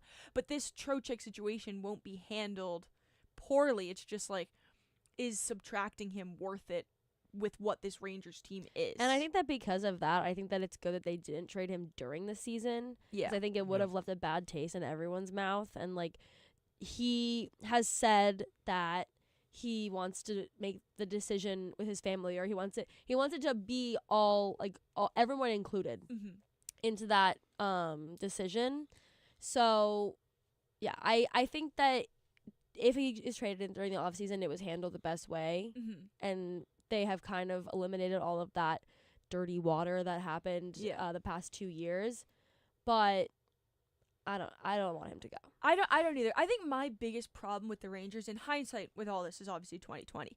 Artemi Panarin is one of the best Rangers of all time. Like, that cannot be argued statistically. But when the Rangers signed him in 2019, and I think this is what Kurt was talking about earlier with Juan Soto, like, you don't say no to a guy like Juan Soto. I agree, you don't say no to a guy like Artemi Panarin. But signing Artemi Panarin at that time completely changed the trajectory that the team was on. Meaning they hadn't drafted Lafreniere yet, because Lafreniere was drafted in 2020. They just got Kakko a couple weeks before. But you bring Panarin in, and it kind of took away from these top 6 spots for guys like Lafreniere, Kakko, Vitaly Kravtsov, even more recently Brendan Othman, Philip Hedl. So again, I will not say anything bad about that Panarin signing. But now, like we said, hindsight's 2020. Is that the move for the Rangers to be making this summer, trying to go out and get a really skilled player that maybe you might be hiding some spots from other guys? Now, if you can get him on a short-term deal, like a 2-year deal, great. But I still kind of, when I look at a team like the Montreal Canadiens, they literally built that team from the ground, in the sense that, like, Cole Caulfield, he just scored 50 goals this year. He was in Laval. He got sent down. He was on the Canadiens. He gets sent down to the AHL, and he's back up, and now we see the type of player he is. They took their time with him, and they said, this guy is going to get top 6 minutes, and if he can't get top 6 minutes up here, he's getting top 6 minutes down there, which the Rangers did with Perreault, right? Yes. So that's where I'm kind of like, I want those openings, and then people are like, well, you know, Ty Cartier and Connor Sheary are in your top 6. And yes, like, you don't want them in your top 6. But I think I would rather, I don't know, them, like, trim around the edges and have those spots open, like, be like, okay, you play Taylor Radish, not necessarily, but just an example. Taylor Radish can play in your top 6 for a couple games. But then once a young guy's ready to take that spot, then you can move him down to the 4th line. You can healthy scratch him. Like, that's kind of where I feel like the Rangers should take this offseason, and just kind of just clean up the outside and see what you have within. So the Rangers fans have always said that the Rangers aren't good at draft. Like, they're not good at developing their draft picks. So are you saying that the reason for that is just because they're not given the opportunity to, like, play in the show? I think that's part of it. I think get minutes. Recency, yes. Like, I don't think, like, when I think of a guy like Othman, and this is why I think Cooley was successful when he came up. When Cooley came up, he kind of was a hard-nosed player, was put on fourth line, third line, even first, second, and just was able to kind of play anywhere. But when you draft these like skill guys, because Cooley's not necessarily a skill guy, he's, you know, like I said, hard-nosed player. When you draft like a guy like Brennan Othman, a Capo Caco, like, and you're putting them on third and fourth checking lines, that is not going to make them better, like in any regard to the play style that they have. And I think when you look at Caco's career progression and Jack Hughes's, Jack Hughes, the Devils, first line, don't care that he's putting up 30 points, first line. Caco, he got moved around, but because the Rangers got competitive, they made the play-in game against Carolina, and then the next year they're making the playoffs. Like, yeah, I think that was a big part of, there was just not opportunities, and I can't blame any of the coaches for the way it was handled, because, like, think of, like, Peter Laviolette, Gerard Gallant. They had contenders, and they were told, get me to the Stanley Cup, not develop these players. So now it's like, if Capo Caco is not one of our better players, well, we can't keep trying to develop him when there's other people that can play that role a bit better. We're just going to bury him on the third line and even healthy scratch him. So that's where I fault the development there. I think some of the picks, like Kraftsov and Elias Anderson, were just flat out bad picks and not necessarily developmental things. But I think you have a really unique opportunity here to hopefully get a top 2 pick and land one of McKenna or Stenberg, and really have an opening for a player to make a difference. I don't know if there'll be impact players right away, but that's always the hope, and that's why I kind of just want those spots open for players. And even, you know, I don't know what Adam Sikora could be, but could he be a reliable, you know, Jesper Foss type of player? Like, I don't hate that there's openings for guys to move up and down the lineup. I think Hemlaj, he plays guard on that fourth line, but can he be a third liner type of thing? So I don't know. That's kind of been my thought process. Like, I mean, Rangers fans are never going to be patient, and I sympathize with that. But I just don't think that they're, like, maybe they could sneak into a wild card just with how competitive/uncompetitive that last spot was. Like, a bunch of teams were able to sneak in. And the teams that were looking to sneak in, like the Flyers and like the Rangers could be right there. Yeah. But are they winning the cup? Probably not. So that's why I'm like, I kind of want them to be patient and see what they have next year as what do we have within the organization to then know what do we need to do. It could be very interesting too, which, did Montreal make the playoffs last year? They did. Yeah, they did, but I think they just got like the taste. Yeah, of because it. they lost to the Capitals in 5 games. Yeah. It would be really interesting to see if these players pan out next season, like you said, and then they maybe wind up sneaking into a wild card spot. If that were the case, it would just, because Buffalo hasn't been in the playoffs for a long time, and everyone's saying now that these players don't have the playoff experience. So if they were able to sneak into a wild card spot, maybe play 5 or 6 games, at least you're getting players into that atmosphere, and then you wouldn't have that claim of no playoff experience because they had playoff experience next year. And then going forward, you know, keep going, start, and then you start again 2 seasons, and then hopefully the players are, you know, you know what I'm saying. I'm trying to think about that Capitals team that the Rangers played. That was a weird Capitals They team. were sellers. Yeah. They were sellers at the deadline. They were old. Because they they were like, all right, we're good enough to get into the playoffs, but we're not good enough, and we're not like a couple pieces away to get over that hump of jumping into the Stanley Cup contention, but like we can get in. But for our long-term organizational health, we should sell. Yeah. Like that's, I'm not saying the Rangers need to sell next year, but that's kind of like a scenario where it's like, okay, you got into the playoffs, your young guys got experience, great, but you don't need to go all in because in a 16 of 32 team playoff format, some teams aren't going to be as competitive. Like I think even if you look at a team like the Ducks, like Utah, like they're not going to be that competitive That's this what year. I'm saying. But it's important to have that experience. Like that. So that's why I'm just like, I don't know what the Rangers should do, but I just don't really want a big splash this summer. Unless it's a young guy. I've been very impressed with Gabe Perreault, as I'm sure we all have been. I think that he's like the best example of a Rangers draft pick that has very much turned out maybe even better than we thought. Yeah. Especially like the last few games of the season, just very, very dominant. And he's looked great.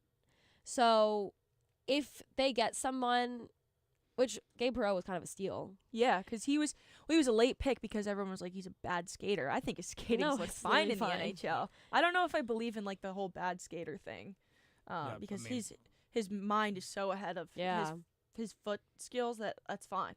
Yeah, so no, I agree.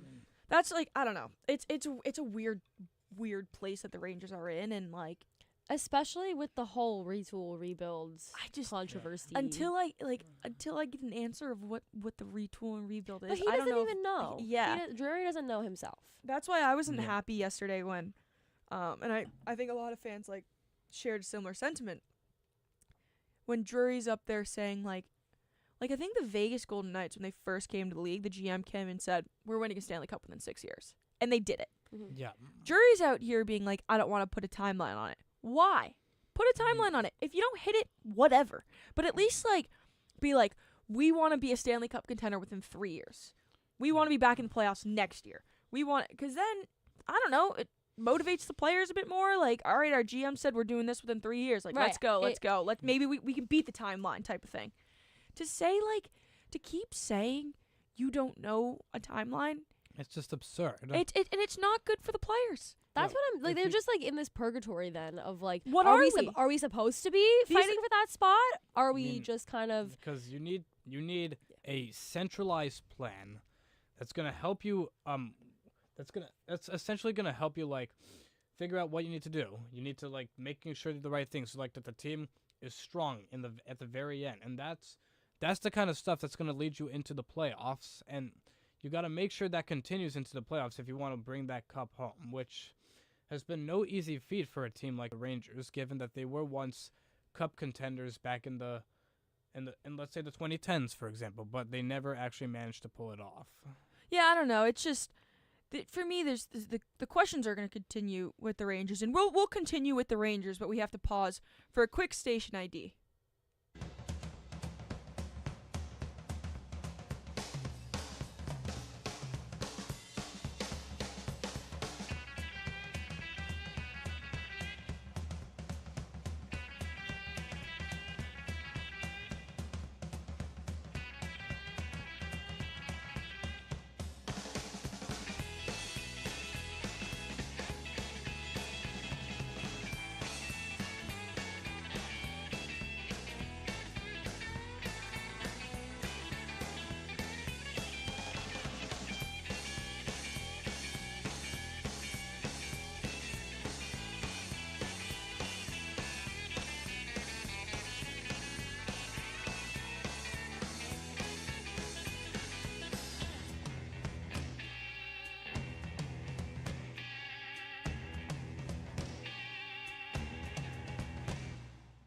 You're listening to WFUV, New York.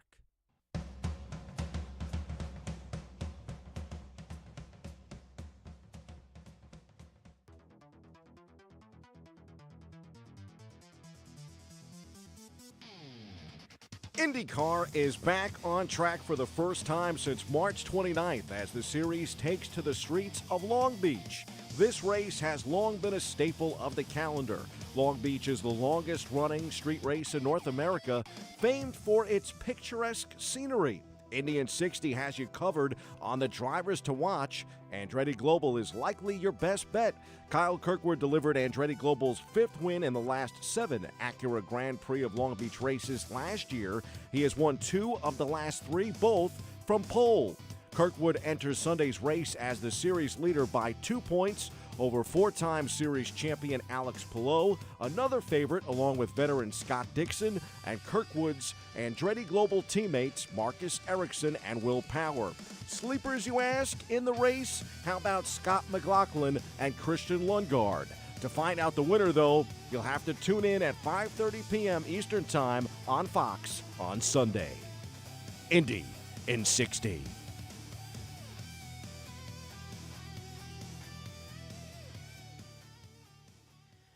We are back, continuing the Rangers talk here on One, New York's longest-running sports call-in show. Sophia brought up a good point during that brief break that we just took about, we've been talking about Rangers asset management and where to go from here. But we just found out allegedly, but still reliable news that back in 2024, that 2024 run, the Rangers had the chance, that team had the chance to win the cup, and a couple bounces didn't go their way, is what it is. But they had the chance to get Jake Gensel, and they didn't, and we just found out that the holdup was Kaapo Kakko, not Gabe Perreault. I think initially everyone thought Gabe Perreault was the holdup, and I think it was fair for Carolina ended up getting him, but I forget. Pittsburgh. I think it was fair for Pittsburgh to be like, we want Gabe Perreault for Jake Gensel. Jake Gensel's a phenomenal player. But the fact that Kaapo Kakko was the holdup, and then wasn't he scratched in in Game 6? Scratched and then traded for Borgen. Like, come on. Yeah. That's on Drury. 100%. Because Kakko wasn't even like a game breaker at that point. He was a good player. It was nice to have on that line with Hedel and Lafreniere, because Hedel came back, I think, in the 2024 playoffs, like for the second round. But like, it just that playoff run, like, I feel like I'm not over it. I'm definitely not over it. And I'm sure whenever a fan is upset over a team getting out of the playoffs, they're never over it. No, I remember like crying in my backyard, like I was like, after it felt. I didn't even see Panarin score the 2-1 goal. I was done for. I was done for. Bad. I was already was like so bad. when they cut, like, it was 2-0, like 2 minutes left, or like I was in tears, like I was like in my backyard. I think I was like sending videos to Maggie Flaherty. Like, it felt like, you get the series 2-1. Yeah. With the 2 overtime goals from Gaudreau and Wenberg. Yeah. I was at the Barclay Goodrow game. Oh, really? Yeah. I watched, I think it was the Wenberg one. We like set up a inflatable projector screen at my aunt's house in the backyard, and we like watched it like from the pool. It was awesome. I remember, so when, just side tangent, that Barclay Goodrow 2-1 overtime game, it was my brother's graduation week, so like our whole family was in town in Connecticut, and I got like the last minute tickets released, and I was like, oh my god, I'm just gonna go alone. Like, you went alone? Was that game 2 or game 3? It was game 2, so they were down 1-0 at that point. I was like, I can't ask my mom to go with me because I'm gonna get in trouble if I ask. She's gonna say no. And it was also like, it was still like $300, and then I was like, so I went over to my dad to whisper, but my dad couldn't like leave at that point because he was like, I can't, like, I gotta stay, blah blah blah. But like, if you want to go, like, go, like. And he was like, I used to go to sporting events all the time by myself, like when I was a kid, like, just go. So I was like, I'm gonna do it. So I bought one ticket. And I like went and told my mom, and she wasn't like surprised or that mad, but she was like, "Are you for real?" Yeah. And I was like, "I'm doing it." And then she was like, "Okay, buy me one." And I was like, "No, Mom, it's $300. I'm not gonna pay. She would have paid for the ticket, but I'm like, I'm not gonna make you pay for a ticket just so you can like take care of me. Like, I got it. I can do it." Because I think I was like a freshman in college at that point, but the semester had just finished. So I went alone, and I sat there, and I had the time of my life, and I was like cheering, and the people next to me were like, "Oh, you seem like you know puck." Like, and then I was just talking to them, and I made friends, and then I told them that every game that I'd went to in the playoffs thus far, well, one game, they won in overtime, so they're gonna win in overtime again. And then when Barclay Goodrow scored, the guys next to me were like, "How'd you know?" And I was like, "I didn't. I just hoped." But that was a ton of fun in that game. It's funny because my dad. Well, I went to 2 games during the Kane series. Did you go to the Trocheck game? No. Oh. I went to the first game, and then the one where like Trouba scored the only goal and it was shorthanded. Yeah. So, but my dad bought tickets for like each round. Or I guess we didn't have the. Oh, we were gonna go to Carolina. No, we were gonna go. I don't know. But anyway, he bought tickets for the cup. I know that. He bought tickets like if they had made the cup, he had put down the money and we were gonna go. Yeah. And I think he like paid for like game 7. Or I guess it wouldn't have been 7 because the President's Trophy. It would have been 7. Yeah. So yeah, and obviously they did not get there, but it was just funny because it was like you're putting down so much money. Yeah. And the logic is, if they make it, you want to be there. Yeah. No, like my dad and I were like, if they make the cup, like even on the resale market, like we'll pay any amount of money. I think when were the Rangers out of it last year? Because I remember my dad was like, they were asking, because we have season tickets, so they were they're asking me to put down the money for playoffs. to Down the make stretch, it. like I think they were eliminated with like a week left. Like it was like yeah. So they were asking 2 weeks left, maybe. season ticket members. Yeah. You know, put down the money. Well, there was like the Rangers. There was like last season. There was a chance because Yeah, they would just because- win one and they'd lose the next. Yeah. Like they couldn't. I don't think they won like 2 games in a row or 3 games in a row like consecutively for a long time. And then I don't know if you remember, they didn't like have any comeback wins until like the very last game of the season. I remember. Yeah. It's like That's insane. Yeah. the Rangers that season finished fifth in the Metropolitan Division with 85 points. Yeah. It's funny. It just seems to me like last season was so much. It just maybe I've accepted it this season, but like Yeah. last season felt worse. I Which agree guess with was you. like President's Trophy, and then I think it whatever felt that worse was, because President's but- Trophy curse lives on. I'm hoping this. I hope this year it continues because Who won I'm the not President's fond of Trophy the this year? Avalanche. Oh no, they're gonna win. They're gonna win the cup. No, I just Please, think God, like don't let that with happen. with like this season, and that's why I keep like living in the shoulda, coulda, woulda. Like I think last season it was I still do like too. a good roster, but that like Barclay Goodrow and like the Jacob Trouba trade, like it just like hurt the locker room a little too much in season. But I think this year, like I keep thinking back to like this season was supposed to be like you get everyone back, everyone's healthy, let's see what the team has.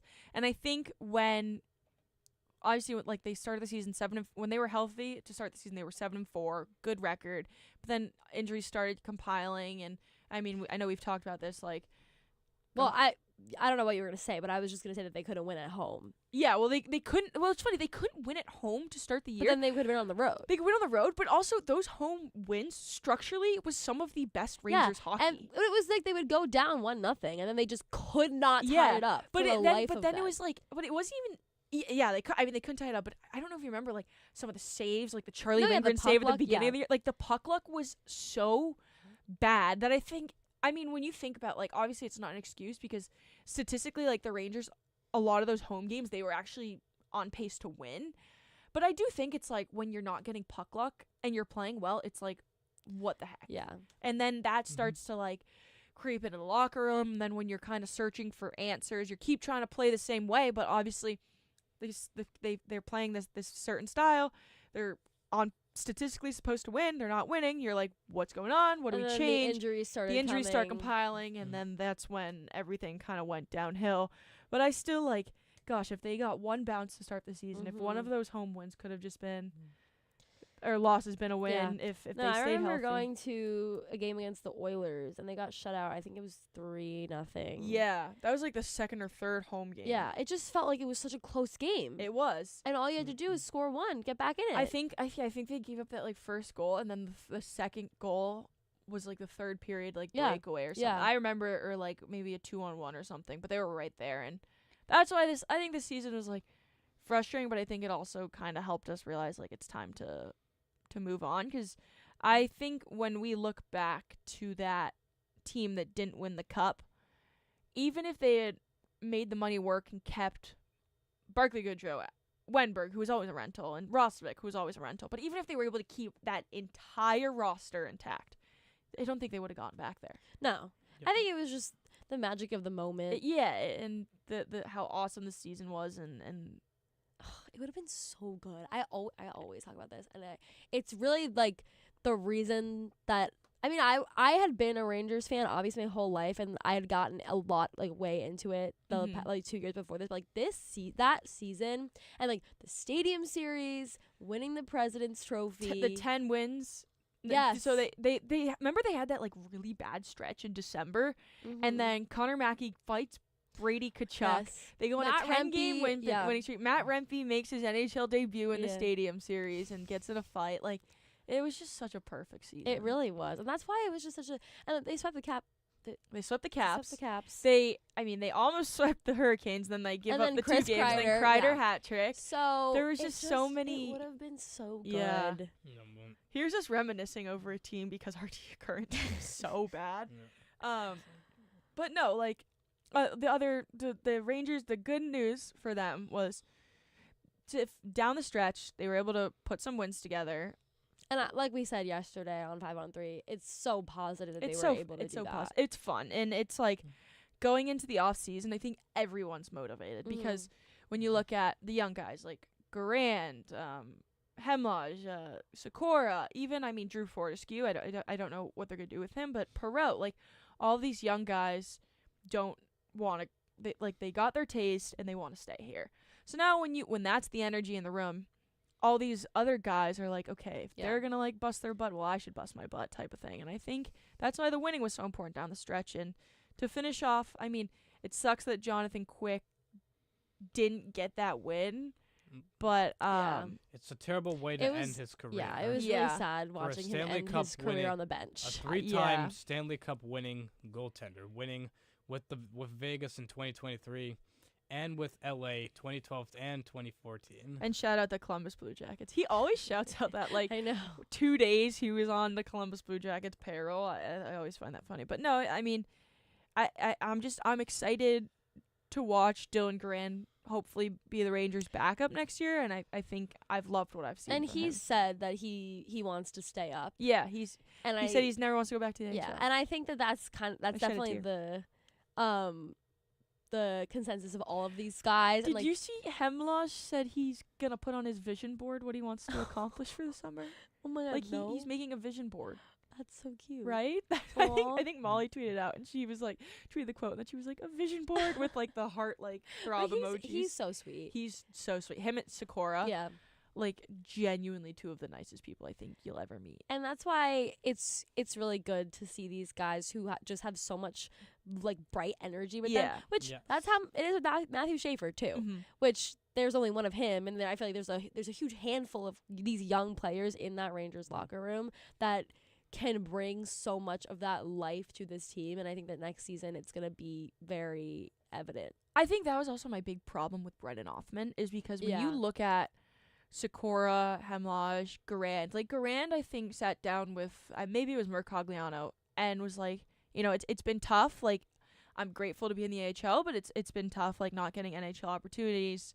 But you know what? He kept playing. He just put his head down, put his skates on, got on the ice, played, gets his call up to the NHL, makes the most of his opportunity. Those Sikora, Hemlage do the same thing. Perot does the same thing. I think with Othman, it was like I don't know if he's like embracing what needs to be done at the NHL. Like you need to play AHL. You need to play so well in the AHL that the Rangers coaching staff said, okay, maybe it didn't translate this time around, but you can't keep him in the AHL because he doesn't belong in the AHL, which is what happened to Perot. Yeah.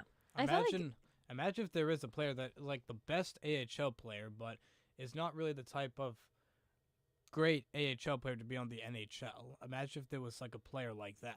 Brodzinski, right? Like I love Brodzinski. Exactly. Like he's been up and down, and there's a lot of players like this. Up and down his whole career, never complains. Just will be the best teammate and will do whatever he can on the ice to help his team win, whether it's in Hartford or on the Rangers. And that's to me. And the thing with Othman is he just never made himself. He never gave himself any sort of identity. Yeah. It was like Cooley came in. He had this like really strong grit, and I don't. And like Sikora, Othman was a better player than Cooley in juniors. Right. So, but that's what I'm saying. He just like it never seemed like he fit or like had a place in the team, and never established that sort of identity that is gonna make you more confident. Because I don't know if you remember like the World there was that World Junior team in 2022. This is actually when I started following Cooley, but it was Cooley, Garand, and Othman. Those were the three Rangers guys on that team.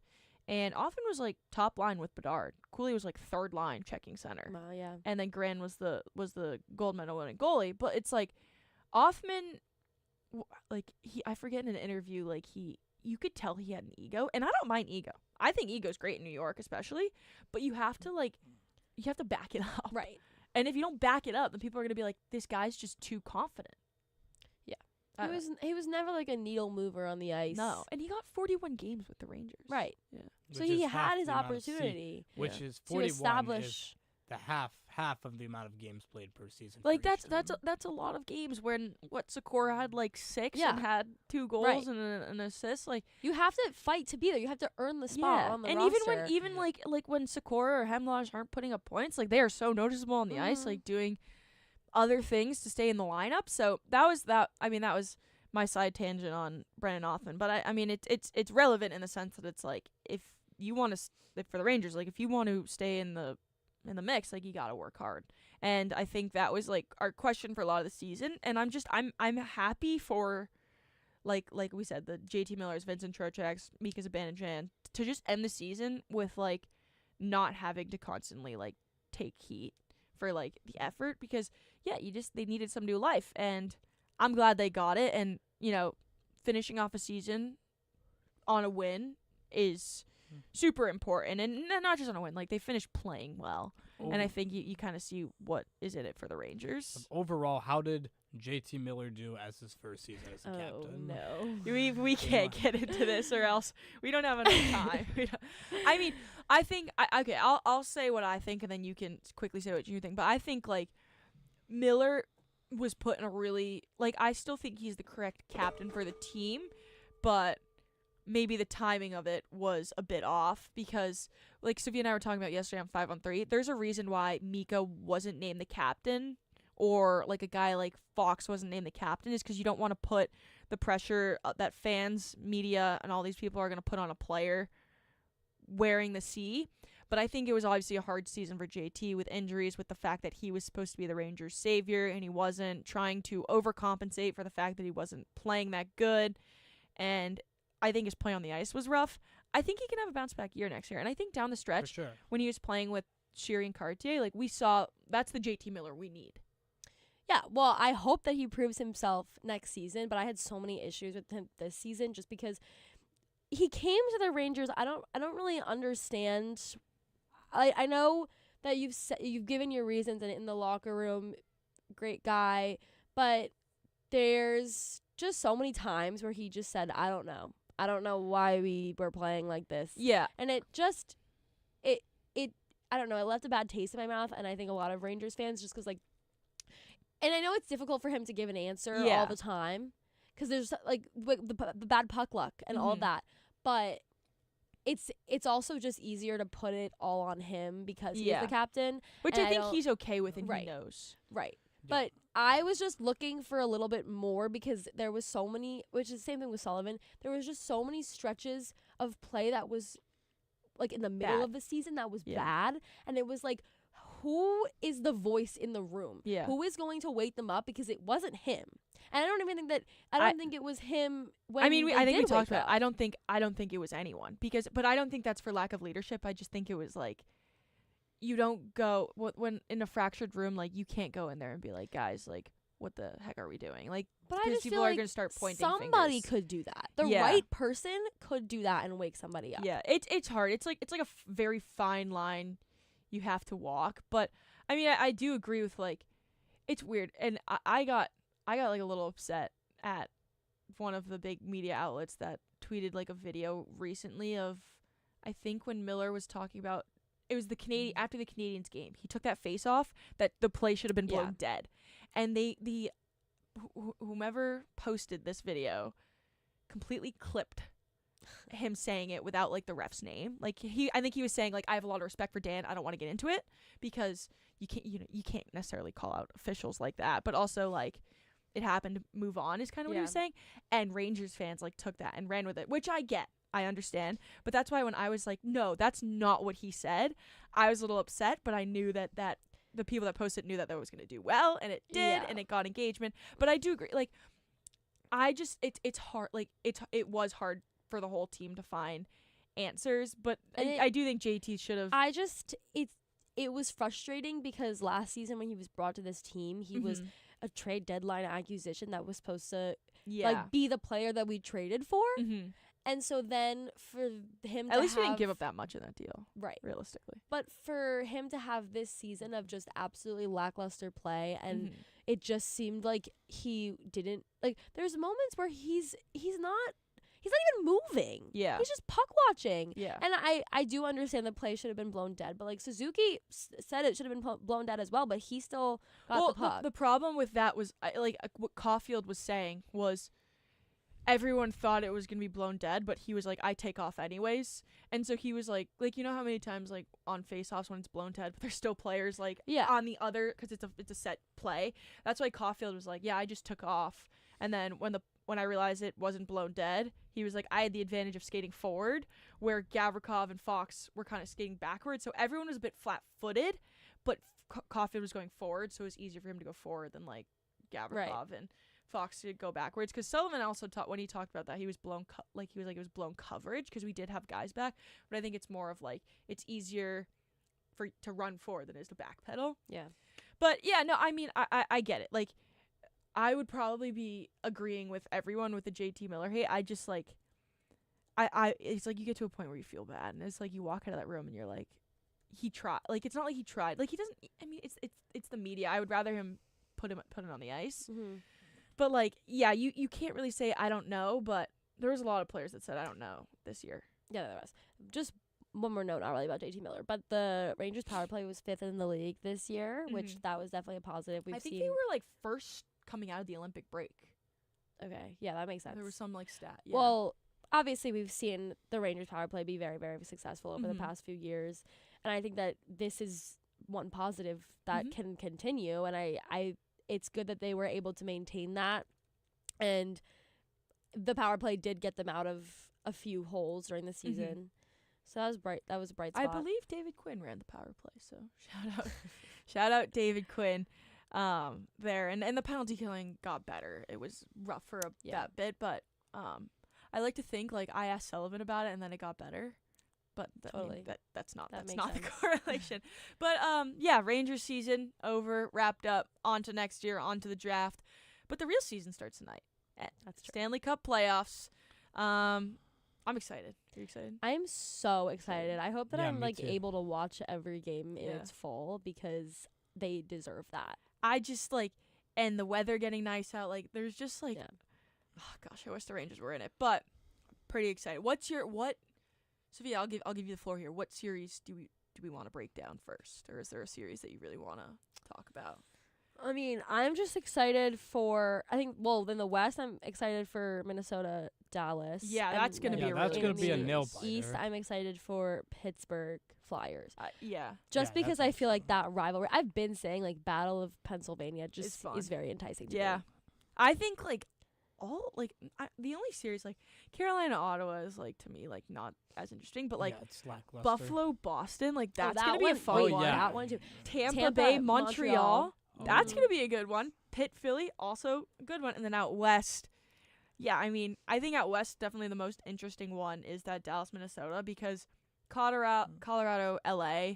Yeah, all the other ones are kind of... Yeah, it's like Vegas, Utah, Edmonton, Anaheim. I think there could be surprises there. Never count out Chris Kreider. Yeah, I mean, if honestly, like, it's the NHL, right? So at the end of the day, if, like, Utah won the series in 6, like, I wouldn't be surprised. Yeah, but I don't think those are going to be as brutal as the series is out east. Utah is one of the teams that should not be overlooked nor underestimated. Yeah. I think the problem for me with a team like Utah that I just wonder about, and I do also wonder this with Buffalo and Montreal, is like they're so fast and skilled that like when the space closes up in the playoffs, can they still find ways to put the puck in the back of the net? I mean, they have a chance. I think they should not be slept on. Like both the Lightning and the Canadiens, they both finished off the regular season with the same amount of points, so the series can go either way.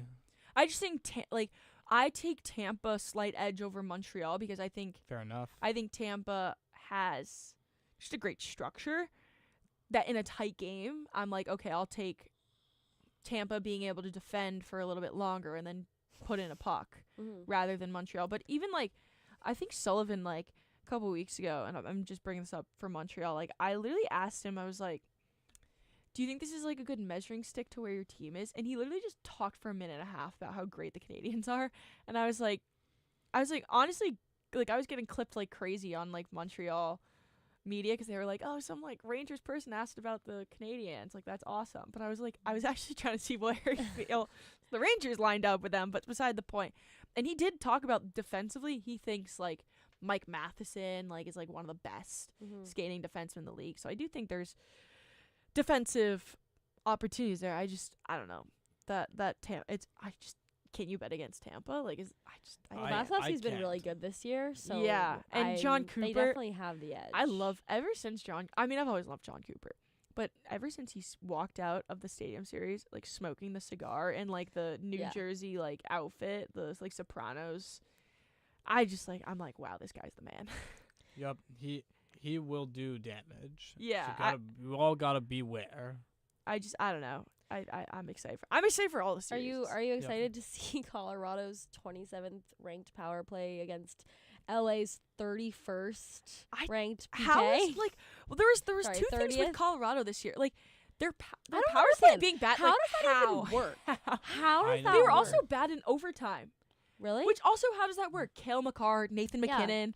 Yeah, like all these elite players, like they won the President's Trophy. How is it possible that they can't like be like the perfect team? It's also weird because they've never had this problem of the power play before. I think Landeskog was hurt for a bit, but I'm like, yeah, how is he was hurt all last season, and I don't think their power play suffered. Yeah, how is I mean, honestly, maybe it's like it'll just start clicking in the playoffs because it's like if they're scoring all of these goals like and winning games 5-on-5 with their power play being that bad, like that's terrifying. I am just excited for like we saw in the Stadium Series that crazy comeback win.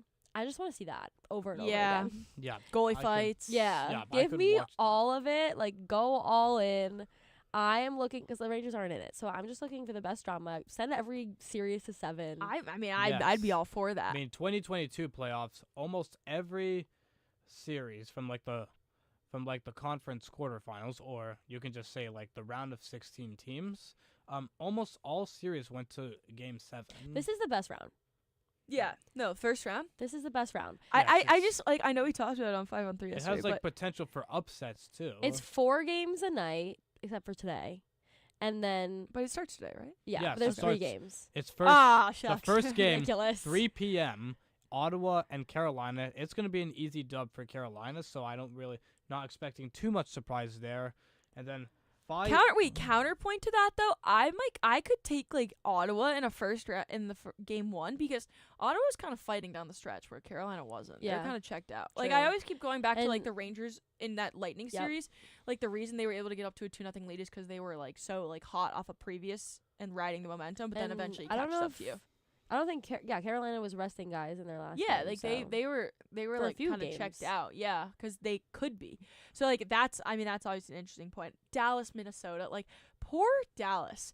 I Year, like know. if they want to get to the cup every year, it's like they have to play the best teams, and not just And the best then- teams out west. It's like the best teams in the NHL. Well, but think about it. Think about this though. If they did end up winning Minnesota, they'd have to play Colorado anyway, and then it's like, well, Yeah, I mean, what if imagine they're just stuck in the for, worst like- in the worst. Yeah, in the worst spot Yeah. because Anaheim and Utah are who Vegas and Edmonton are playing against. I want to ask you who do you predict is who's gonna win their respective series and possibly go all the way? Like, should we do like a bracket prediction? Yeah, why not? We'll do it quickly. Okay, let's We do got it. like a minute here. I think it's gonna be, Colorado against Tampa. Rematch. Colorado. I can see that. Colorado against Tampa. Yeah. Yeah, that's a good one. Do I want Buffalo? Yeah, but I don't know if it's gonna happen. Yeah, that's gonna be a tough The one. NHL would actually break. If the I'm gonna go with Buffalo would explode. If the Sabres won before, won if the the Sabres cup? won before the Bills, that city is going to explode. Yeah. If the Sabres won the cup this year, it would be like the most. I Like, might buy a Sabres shirt if they win the cup because I just that want would to be part of history. insane. Yeah. They weren't even. They had an insane turnaround. Yeah, they were one of the worst teams. They fire their GM, and look where they I are think now. Lindy Ruff, who actually did coach the Sabres previously, back when they were in their good old days, and then they got fired. He got fired in like 2012 or 2013, I believe. Ottawa was also one of the worst teams in the East in December, Yeah, and they turned it around. and they turned it around. I mean, Brady Kachuk, future And Rangers. the Flyers too.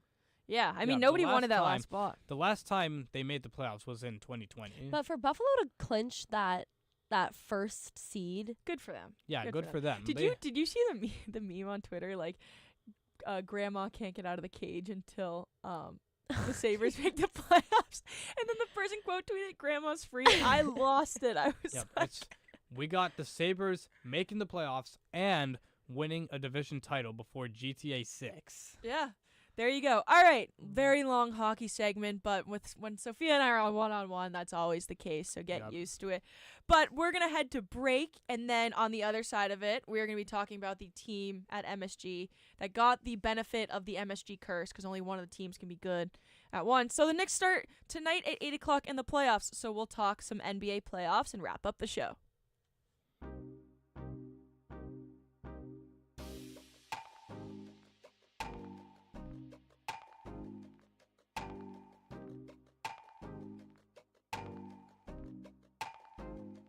Hi, this is Michael Kay, WFUV class of 1982. WFUV is your home for all things Fordham athletics, with live coverage of Fordham football, Fordham men's and women's basketball, in addition to our Saturday show, One-on-One. Stay right here on 90.7 FM for all things WFUV sports.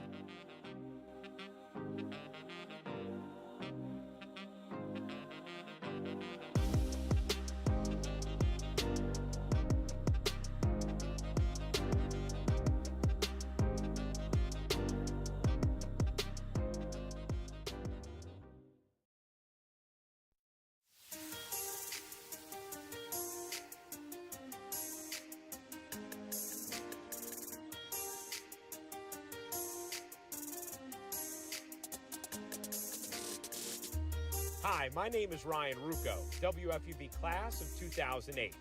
WFUV is your home for all things Fordham athletics, with live coverage of Fordham football, Fordham men's and women's basketball, in addition to our Saturday show, One-on-One. Stay right here on 90.7 FM for all things WFUV sports.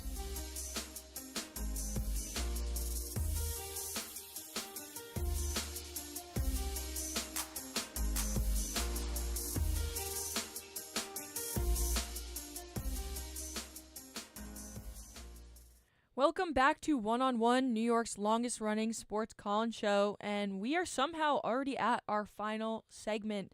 20 minutes left to go, so why not finish it in probably one of the best ways possible, because the New York Knicks are in the playoffs, and Kurt corrected me and said that the game is a 6 o'clock tip-off, so thank you, Kurt. You can get to bed a little bit earlier after that Knicks win tonight that Kurt will be somehow in attendance for. That's just crazy. If James Dolan's surveillance team is seeing this, reject him at the door, please. But yeah, it's definitely an exciting time. Atlanta versus New York. First round, I have the stats here. Atlanta went 20-6 over the second half of the season. They were like one of the hottest teams coming into the playoffs. Of course, that's who the Knicks facing up against, and before the final 4 games of the regular season, they were on an 18-2 run. That's insane. Knicks are actually 2-1 versus Atlanta this season. So they, I don't really think that the regular season means anything. Once playoff time comes, it's like clean slate. Yeah, after last year's Knicks, when they went I don't know what it was, it was like 0-10 or something. Like they didn't win any games against top seeds, and they went in and smoked Boston. So, yep. Yeah, I mean, obviously, the Knicks are pretty much running back the same group that they did last year, but new coach, so new system. I guess just what are your expectations for tonight? Are the Knicks gonna be able to pull off the 1-0 series lead after tonight, or what's the deal there? Knicks are more likely than not going to beat the Hawks in the first round, and like the past 2 seasons, 2024, 2025, they will go on to face their bitter Atlantic Division rival, the Boston Celtics. Celtics are losing in the first round, just because I feel like it. I don't really know that's how it works, Lydia. Celtics, I think, are going to make it to the second round again. Well, I think the biggest key to let the Knicks advance the second round is going to have to be, I think this series has to be a Cat and Mitchell Robinson series. The Hawks don't really have a real big guy that's like an actual center. In some ways, there are places in which the Celtics are definitely a little weaker, let's say. So, for example, I think that, probably somebody like Jason Tatum, who I think is a great player overall, Offensive wise, ever since he came back, he's kind of been a little slacky. But to point it to something that was said that the Celtics are going to lose in the first round, I think that is a exaggerated prediction. But I will say whoever gets to the second round between the Celtics and the Knicks, if they face off against each other, I think whoever wins that will go to the NBA Finals. By the way, this is Ethan Best for anybody listening. Thank right. you, Ethan. I was so confused at first. I was like, who is talking? Because I can't see him from here. But thoughts on that? Yeah, I do think the whoever, if they both advance and whoever wins that series will go to the finals. But I think the Pistons are a little bit slept on. I get it, like they're young and whatever, but they again we're talking about the regular season, which apparently does. Didn't the Knicks play the Pistons last year? Yeah, that was the first round series. They beat it was Knicks in 6. Yeah. Yeah, funny because Knicks in 6 rhymes. It's always Knicks in 6. Worst officiated playoff game ever. All right, shut up, against Kurt. the Pistons last year. It was Low, bro. The Nets aren't it was the Nets aren't even. even like in consideration. I'm not talking about the Nets. The I said officiating nothing was about the even. Nets. It was both teams had very. It comes very from physical. it comes from the heart of a Nets fan. If that call should have went another way, and we're not going to talk about that, but if that call went another way, the Knicks are packing up their bags and going home. Low, bro. You're already home. I really don't know. It's what news going to on me about. that the refs decide when Jalen Brunson game winners go in. I did not know that. Is that? Yeah.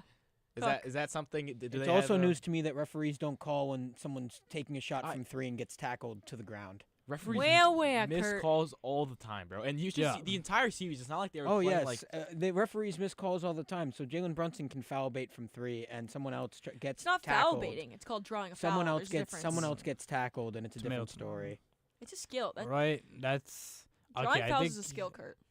I think You only wish this is MPJ already had getting that. a little heated for us right now. Yeah. Anyways. Why is it on Prime Video?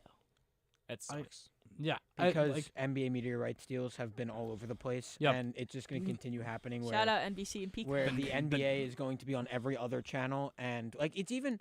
This is a whole different conversation. That's a little off topic. No. ABC, Prime Video, and NBC. Yeah, it's Yeah, annoying. Prime- You have to have every subscription on What happened to planet like Earth. TNT?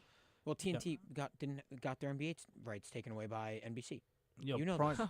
No, I probably should know that. The other Prime Video games today are Minnesota, Denver, and Toronto and Cleveland. Yeah, Toronto, Cleveland. I just figured out. Well, they're playing right now. Yeah, actually. yeah. So- As right now as I'm 35, speaking. 33-35 Cavs are up. Oh no. Yeah, and the score didn't update.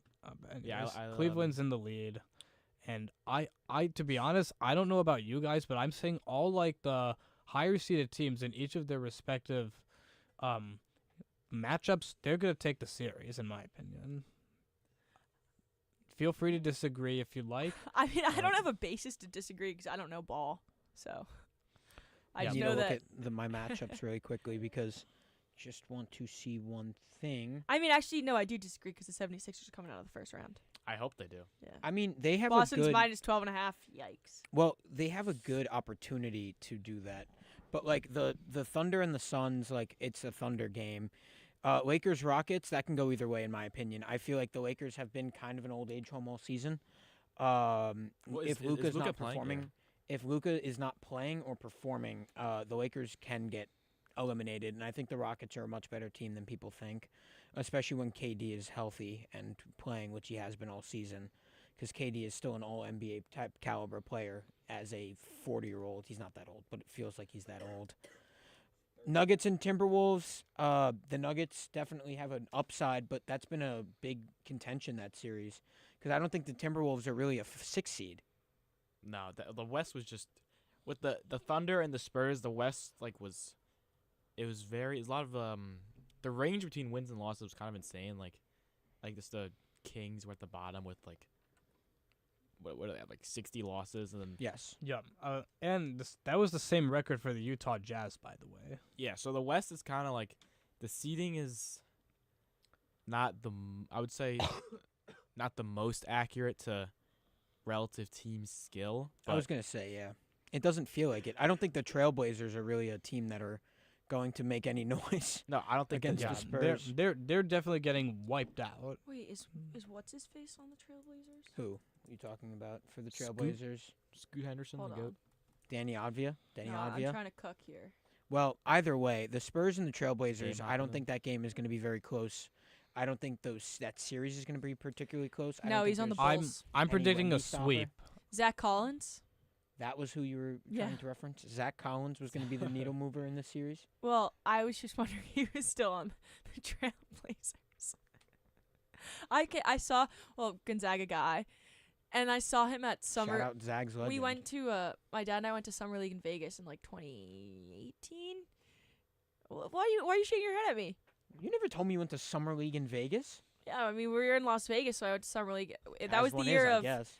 yeah, Zach Collins, Mo Wagner, Ayton was DeAndre Ayton, yeah. the Suns guy. Was he the Well, it's top like, pick? That's like 2018-19, yeah.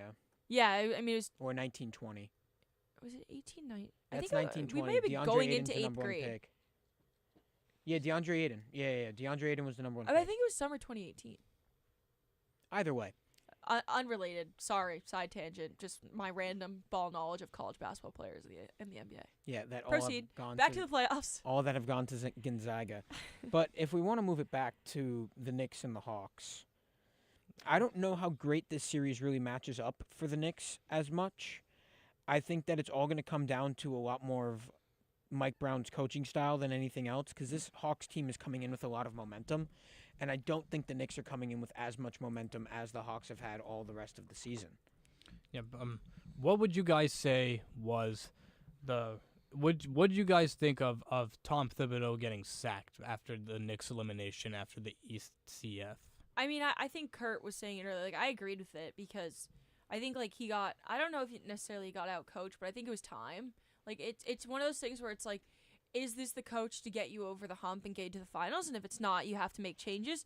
But again, I don't know enough about I knew enough about watching Tom Thibodeau last year. I admittedly don't watch the Knicks that much during the regular season, so I can't really speak to whether Mike Brown was a quality replacement. But I think I wasn't surprised when Tibbs got fired. In fact, I wouldn't say I supported it, but I was like, it's time. Yeah, but in my opinion, it's just you fire a coach just because they don't win you a championship. You're just prioritizing just winning the championship over like quality. Like, but that's the reality. I mean, I don't think Mike Brown's not a quality coach. He brought the Kings back from pretty much irrelevancy to a playoff. Let's say not a run, but appearance. They were in the playoffs, and I think that's a pretty big deal. And that actually was like when before the Sacramento Kings made the playoffs, they actually had the longest active playoff drought before they made it, even longer than the New York Jets and Buffalo Sabres and the Seattle Mariners. Well, actually, once the Seattle Mariners broke their drought. well, I think last year, like watching that Knicks series against the Pacers, that was the Knicks series to win, and they lost it. Yeah, but I don't know. They choked. They choked just like how the Celtics. No, Kurt, like a couple coaching decisions and a couple like maybe using a timeout in places. Also, like I don't think the Knicks were playing particularly well down stretches. Yeah, I mean, but if you go up on that game 1-0, like that changes the whole Yeah, trajectory and of also, the series. Aaron Nesmith is never doing that again. Oh my goodness, yeah. I still have nightmares about that. But I do think it's always like, okay, when your team's up, 15 or 16, and you surrender a lead, like it's time, the coach has to step in at some point and kind of calm his players down. I just think I think with the Knicks you can say it's championship or bust. That's to me what it feels like, because they have look at their starting rotation. It's one of the best. Like it could sorry, not one of the best in the NBA. It could be one of the best in the NBA if used correctly. I think that really depends because that starting lineup is kind of full of holes. I think there's a lot of issues that have come about with it. That's and crazy. I think one of the holes. Go, Austin, go. No, respond to that. No, I want him to respond to that. Kurt, go ahead. Go. I don't understand the holes you see on paper. You have two elite wings, which is what you look for. Two elite wing defenders. I'm not talking about paper right now. I'm talking about Mikal Bridges has been pretty awful all Nah, year. Kurt, you talking all Mets segment about how a good team is good on paper. You got to give him this good on paper. Look at the names of the players. I was saying that as like the Mets are 20 games in. The Knicks have played a full 82. Now I'm not talking about paper anymore. The Knicks have played 0. Real season starts tonight. No, the Knicks have still played 82 games this season. No, that's not how it works. And we've seen how they've played all The season. only reason you're in that mentality is because the Nets have played 82 of the games this season, and now they're golfing. And they're bad. Sadly, and they were bad this season. Yeah, I watched 82 games this season. They were bad. I don't You disagree. watched every game? I watched 90% of them, yes. I'm sorry. It's all right. I'm happy. I was still happy about it. I watched 100% of Rangers games. Get on my level. But yeah, with this with the series starting tonight, I do think that the key, but besides the cat and Mitchell Robinson stuff, it's crucial that OG and Macau they don't have to play well. They just have to not play bad. Well, I feel like last year when Bridges stepped up big. He did. Like in some of those games when Brunson, like Cardiac I Macau. feel like what was it? What series? It was a Celtics series. He had that one game Yeah, where he the- was like both clutch. games, both I don't games, think yeah. I don't think you realize if Mikal Bridges is bad in this series or bad in the playoffs, they just threw a lot of money at him. You're a Knicks sour fans will Nets be fan. You're a very sour angry. Nets fan. No, You're I'm not. Yeah, you are sour. I'm not sour at all. Why do I care? They gave 5 picks for him. I don't. Yeah, and I look don't what those care. picks turned out to be. Yeah, Fine like, draft picks. It's Fine, they're solid cooked. draft picks. They're cooked. Muhammad And Diawara. Vitaly Kravtsov Muhammad, was if an unreal Ranger. If the Nets took Muhammad Diawara, that would have been their best draft. Yes, then the Nets Muhammad would have Diawara been. is a better rookie than all of the Clear, Nets rookies. clear non-ball knower because he has not watched any. Do you watch Muhammad Yegor- Diawara? Yegor Kirk can say Diawara. Kirk can say that from the safety of being behind the glass. I'm Muhammad saying it. Diawara I'm might right be- here. You're behind the glass. We can't like come through. it. Diawara is the key. You want to throw things at me? He's the Yeah. key to success. MPJ. That the wasn't boy. that wasn't a trade. I mean, That's the only. That's like the only Nets player I the know. Nets still have the Nets still have picks to trade. When mean, I went to that Nets game a couple weeks ago, and like again, I'm not the biggest NBA fan, but I keep up with the league. Like I know names. I was like, this might be the University of Michigan, like 2020. I mean, that's not like, 2017 but that's roster. not that was on purpose. Like there was no But no still. one knew the names of those players. But I know like Tyler Kolek. Well, because he was on an NBA roster all year, and he was on an NBA roster all last year. up and down. Tosan Awoma wasn't.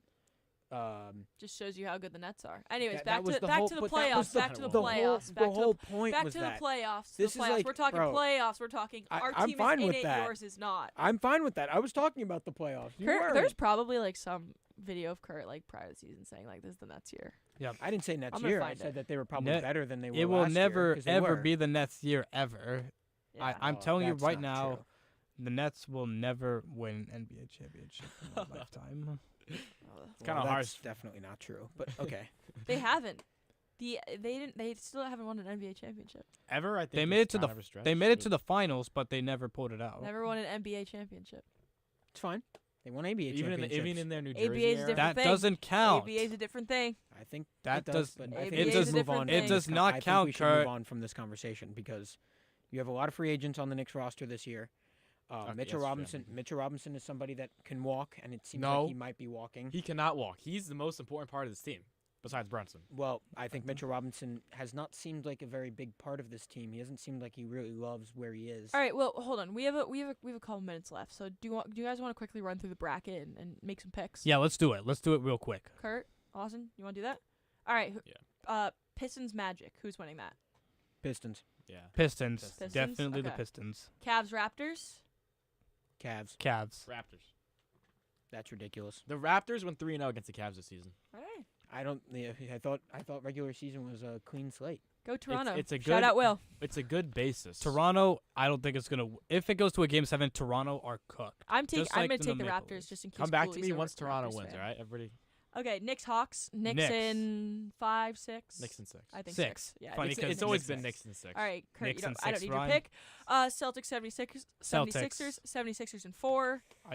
Fours, and that's not happening. I'd say Celtics. I think it depends on how good VJ is. Sixers in 7. It really Like depends Joe, on how Joe good. Mazzulla is an elite coach. I think he's gonna lead the Celtics over the Sixers. It really depends on how good Tyrese Maxey is going to be. It really depends on how good VJ might become. Deuce Tatum's gonna eat some sour candy. I think I think for the Celtics, they just haven't played together all year. But I also think with the addition of Joel Embiid not being there, kind of hurts them quite a lot. So Alright. I really think that it might be the 76ers. All right, speed All run Western Conference. Thunder Suns. Thunder. Lakers Rockets. Lakers. Rockets. I don't know. Lakers don't move me anymore. Give me Nuggets Kevin Timberwolves. Durant. Nuggets. Timberwolves. I think Nuggets. I'm gonna take the Timberwolves and Spurs Trailblazers. Spurs. Yeah, Okay, Spurs. everyone's pick for who's winning the NBA championship this year. Kurt, you want to start with you? Give me the Oklahoma City Thunder. Thunder, Spurs. Spurs. The Blunder Thunder. I mean, I don't have a clue. So, you're asking the wrong person. But the Knicks start, like we said, tonight at 6 o'clock. Kurt's going to be able to witness an incredible win. I'm so happy that you're going to have that opportunity tonight. I'm expecting everyone watching this live stream to be there right I now. hope Kurt's on the Knicks scuba cam for tonight. That would be electric. But that is just about all we have time for this week. Another great show in the books. Saturday morning, midday, recording 1-on-1, New York's longest running sports call-in show. Always a pleasure. Watch some playoff hockey, go Knicks, get outside for the Yankees game, whatever you want to do. But have a great weekend that we have in store here in New York City. And for my co-hosts, Austin, you got to say your last name. Aschettino and Faris Amin, our radio producer, Kurt Sippel, our video producer, Sophia Smith, and our sports director, Bobby Chaffardini. I've been Lydia Pirner saying so long from the Rose Hill studio in the Boogie Down Bronx. 1-on-1 is a production of WFUV Sports.